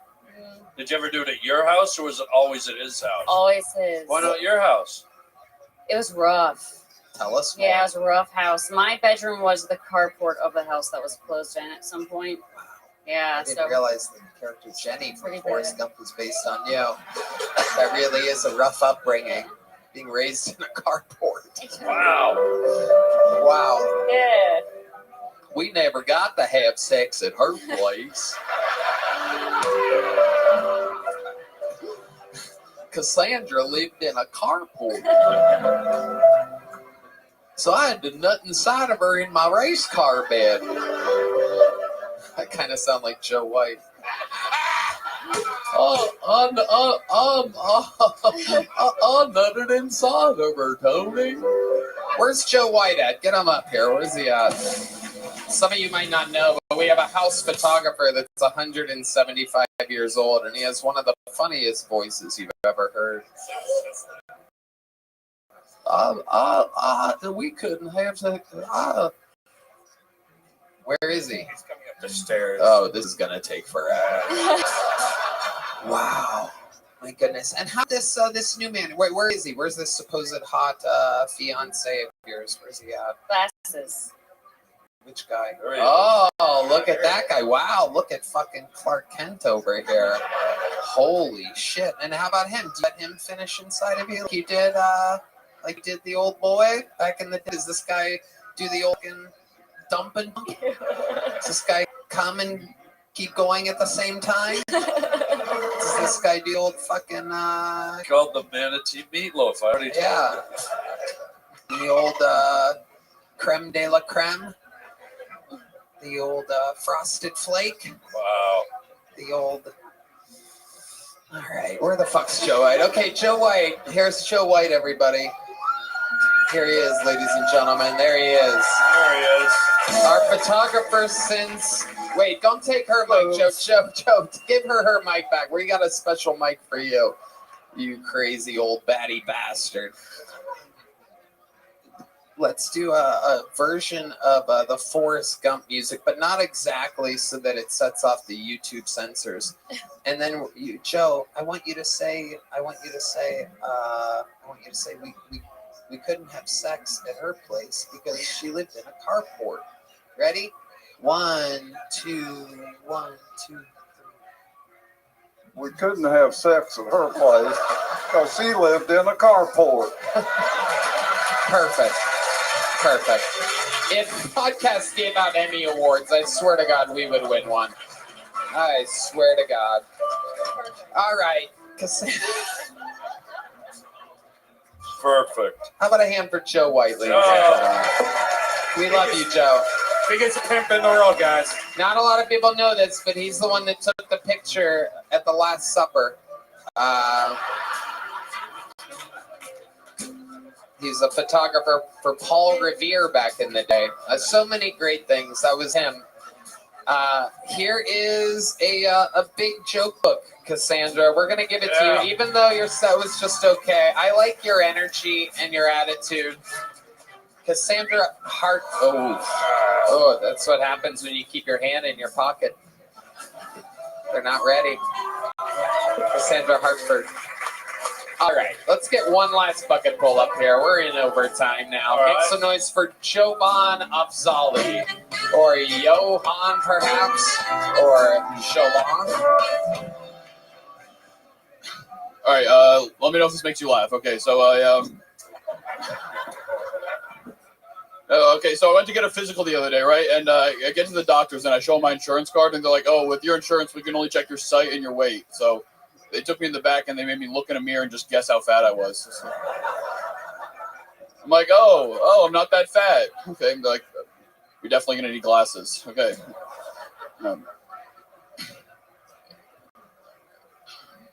So there's a lot of hot girls at the library today, but I didn't talk to any of them because it's hard to be charming when you have to whisper. So instead, I just sat down next to one and I read "Eating Pussy for Dummies" and vigorously highlighted.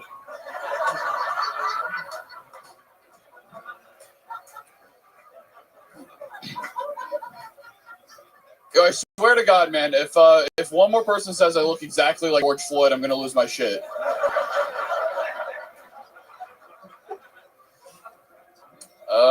You know me, I'm just a classic incel. One time I had sex with a blow-up doll on an air mattress. I've never been more out of breath. Holy shit. Wow. Jovan Afzali, ladies and gentlemen. An incredible set. Wow.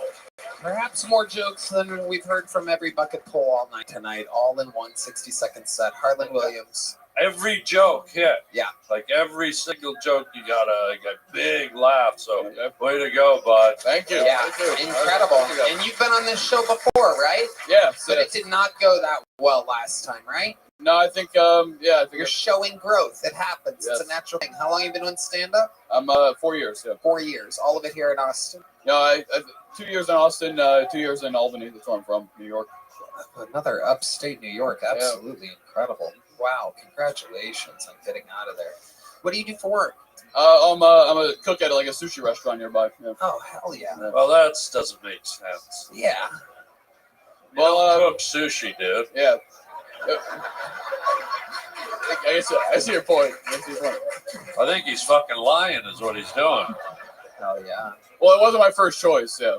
Like, I wanted to be a hibachi cook. So it's like, it's the only job where you get to throw shrimp into black guys' mouths and nobody bats an eye. But, wow. But they wouldn't hire me. Here we go.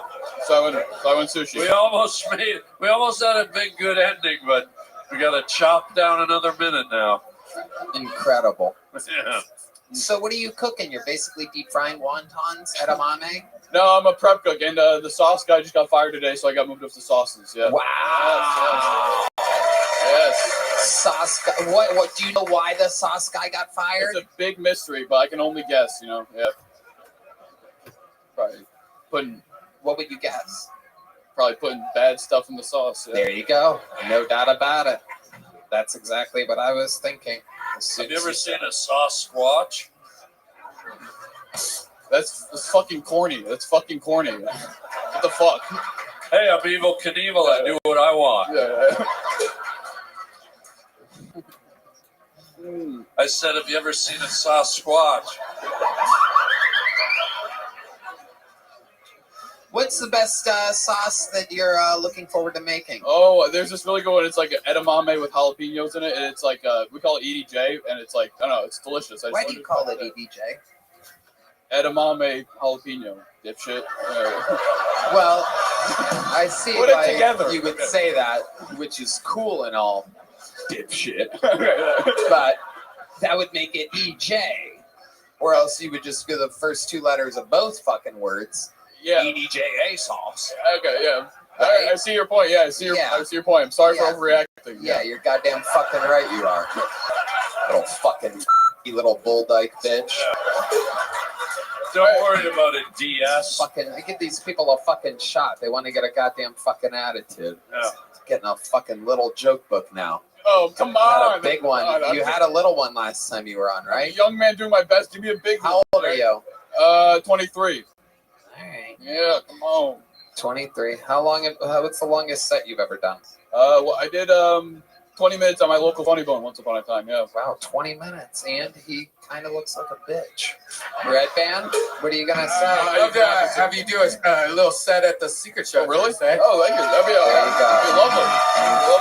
Is it Jovan? Am I saying that right? Jovan? Jovan. Yeah, Jovan. Jovan, congratulations. Indeed, you are getting a big joke book. Congratulations. There he goes. Jovan Afzali. Very good set, Jovan. Sign up again. Jovan Afzali.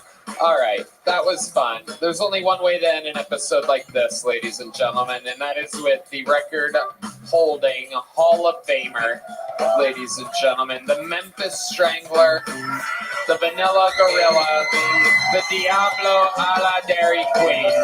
This is the Big Red Machine, William Montgomery.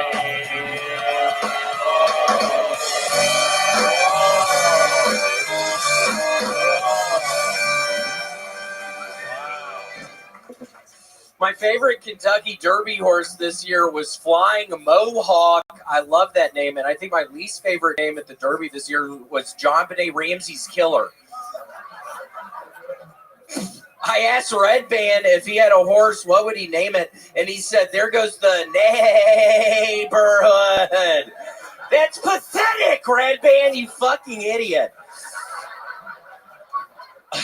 A morbidly obese murderer on death row is arguing that his obesity will cause him to suffer when he's executed, and that's bad because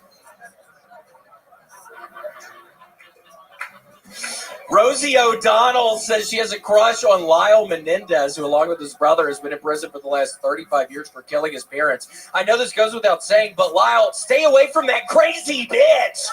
She'll ruin your reputation, Lyle. Okay, Tony, that's my time. Thank you. Very good. 57 seconds from the master. So I was 3 seconds off, Tony. Really? It was close. God.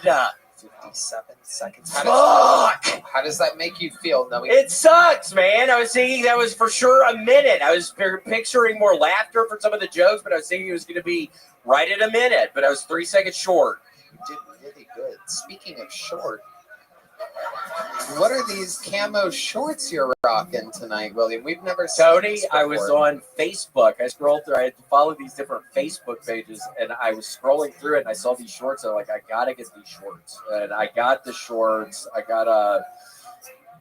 I'm doing the shorts.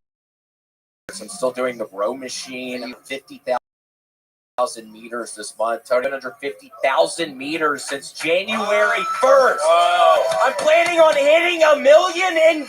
Wow. I'm sponsoring, Tony, you're going to be proud of me. I'm sponsoring St. Jude's Children's Research Hospital. Whoa. For what? Each dollar I raise, I have all these different donors, and each meter I go, they're giving me $1. You have different donors? I have a couple different donors who are willing to do this. Big people who are down with helping children, sick kids. Why are you laughing at that, you fucking weirdo? You're about to be hooked up onto the same machines, dumbass, when you're dying in the fucking hospital. And I wish I was wrong. I'm trying to get you on the fucking row machine, dude. Your shorts look like they were in Cam Patterson's bedroom. Whoa. Oh, Red Band recycling jokes from minutes ago. Nailing it. Absolutely. How do you do that? How do you remember that? Harlan says them to somebody else, and then he does them. It's incredible. He's a master of the craft. It was really funny when the girl was talking about all the death in her life with the car crashes. She was doing good at that. Red Band, you were pretty funny at that. Yes, he was doing good. I love that there's leaves all over your shirt, your shorts there. If you ever need to wipe your ass, you can just sit down. I know. What made you shorts? What made you fall in love with those camo shorts? Are you hunting on your knees? No. I don't know, Tony. Altar boy season. Let's go. That's David Lucas merch. Doing a little duck hunt?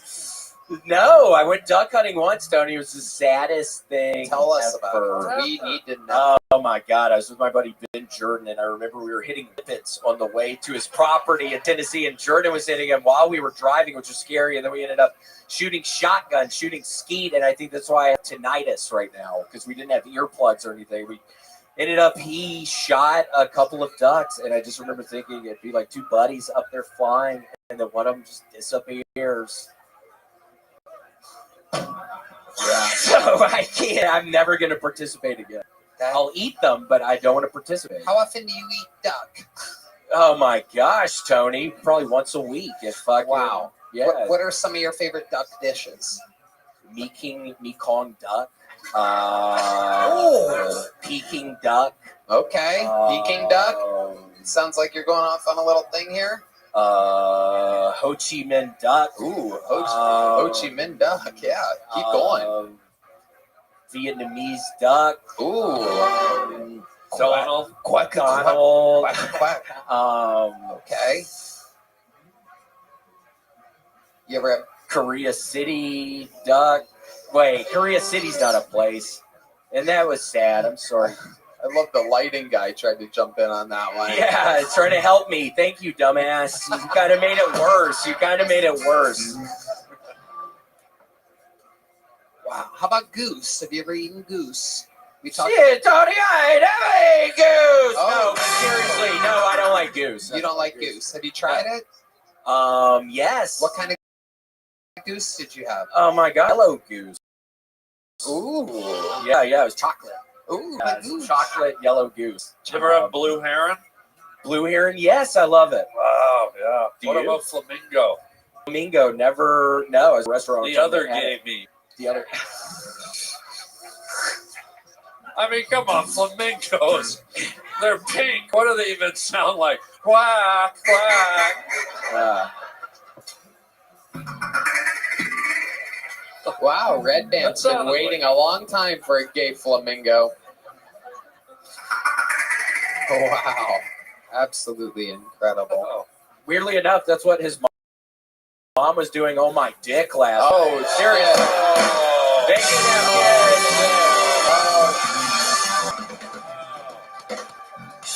It was like a gagging, kind of that weird bird kind of shit. Right. So weird.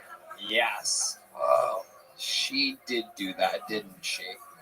I'm sorry, Red Band. I've been trying to be nicer, but when you kind of went after the sick kids, that was kind of fucked up. Seriously. You're very excited about this partnership with St. Jude. What are some of the ailments that these kids have? Yeah, we talking lymphoma. We are talking brain cancers. We're talking bone cancers. We're talking different kinds of blood cancer. What's the real popular blood cancer? Lymphoma. No, but there's another one. Oh. What else is it? Leukemia. Leukemia, yes. A lot of leukemia. How about, are there any more cancers that you could rattle off? Yeah, maybe a little skin cancer. No, I have skin cancer right now, so I shouldn't say that. Oh, what kind of skin cancer do you have? Fuck, on my left arm skin cancer. We're trying to get the party started here. We're trying to get a little momentum. I know. You got messed up with the duck thing. I was trying to think of different Asian cities, Tony, but it didn't work. What do you got, like melanoma on your arm, my guy? Well, I don't know yet. It's just an itchy pimple, and that's how the other one started. Really? Yeah. Did you get a biopsy? Not yet. Oh, I'm scheduled to go in June. Really? Can I come? If you want. I'd love to see You'd be nice to me in there. I need some support in there. I get scared I'd love to go with you to your biopsy, my guy. Okay.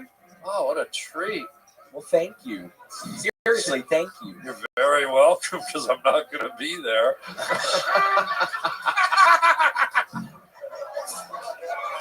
Red Band laughed pretty hard at that. I don't know if you caught that. Yeah, I thought I heard him.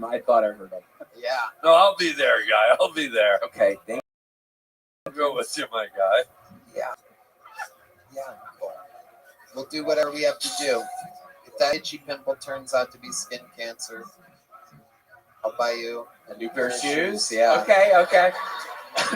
My favorite pair of Nikes. Well, thank you. Absolutely. Now, let me ask you this. Let's say you do end up getting diagnosed with skin cancer, and they say, look, we could treat you, but the only place we could treat you is St. Jude's Children's Hospital.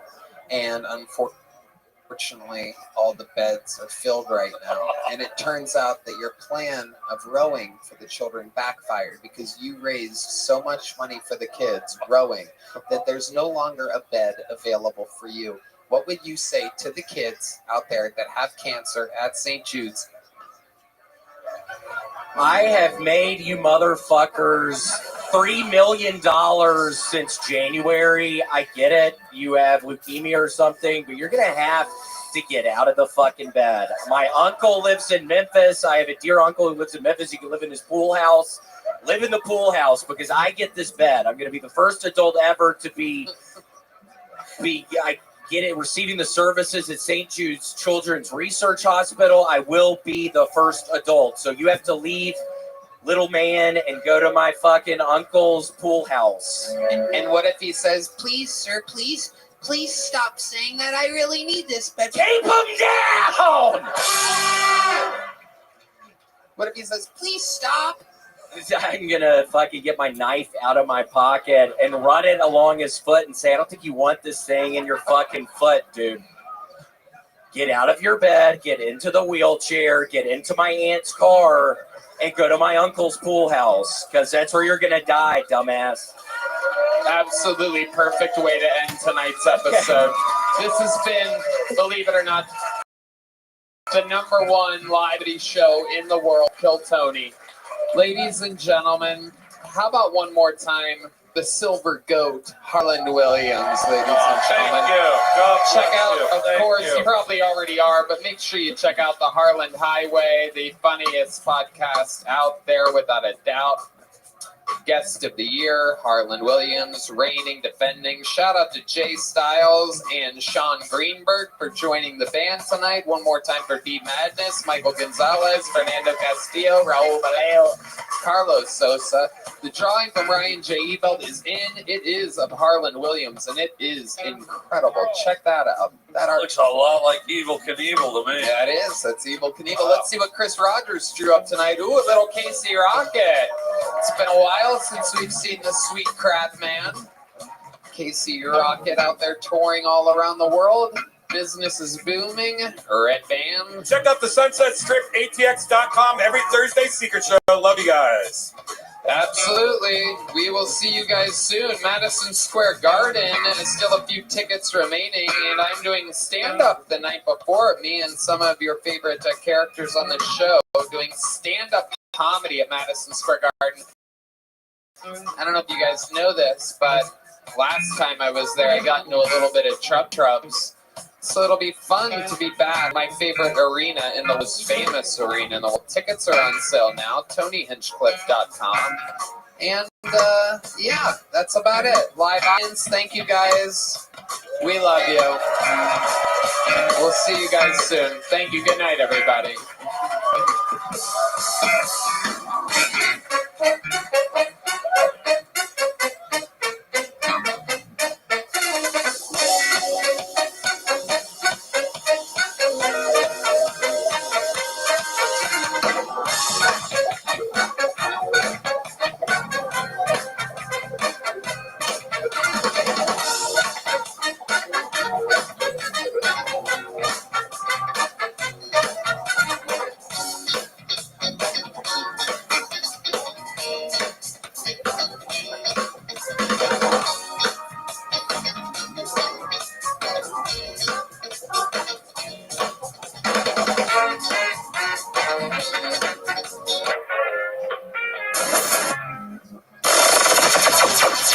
The Sunset Strip Comedy Club in Austin, Texas is now open. Check out Red Band's secret show every Thursday.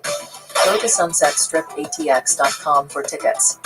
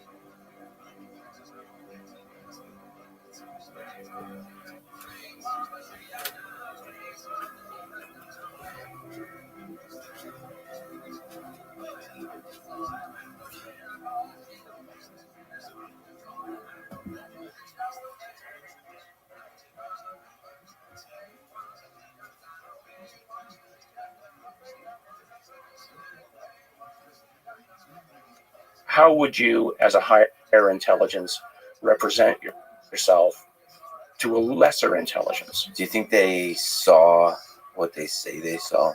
It didn't just start showing up in 1947. How hard do you think it is for aliens to communicate with humans? What do we believe in? We believe in technology. So you show yourself as a form of technology, right? But the common thread is you're not alone.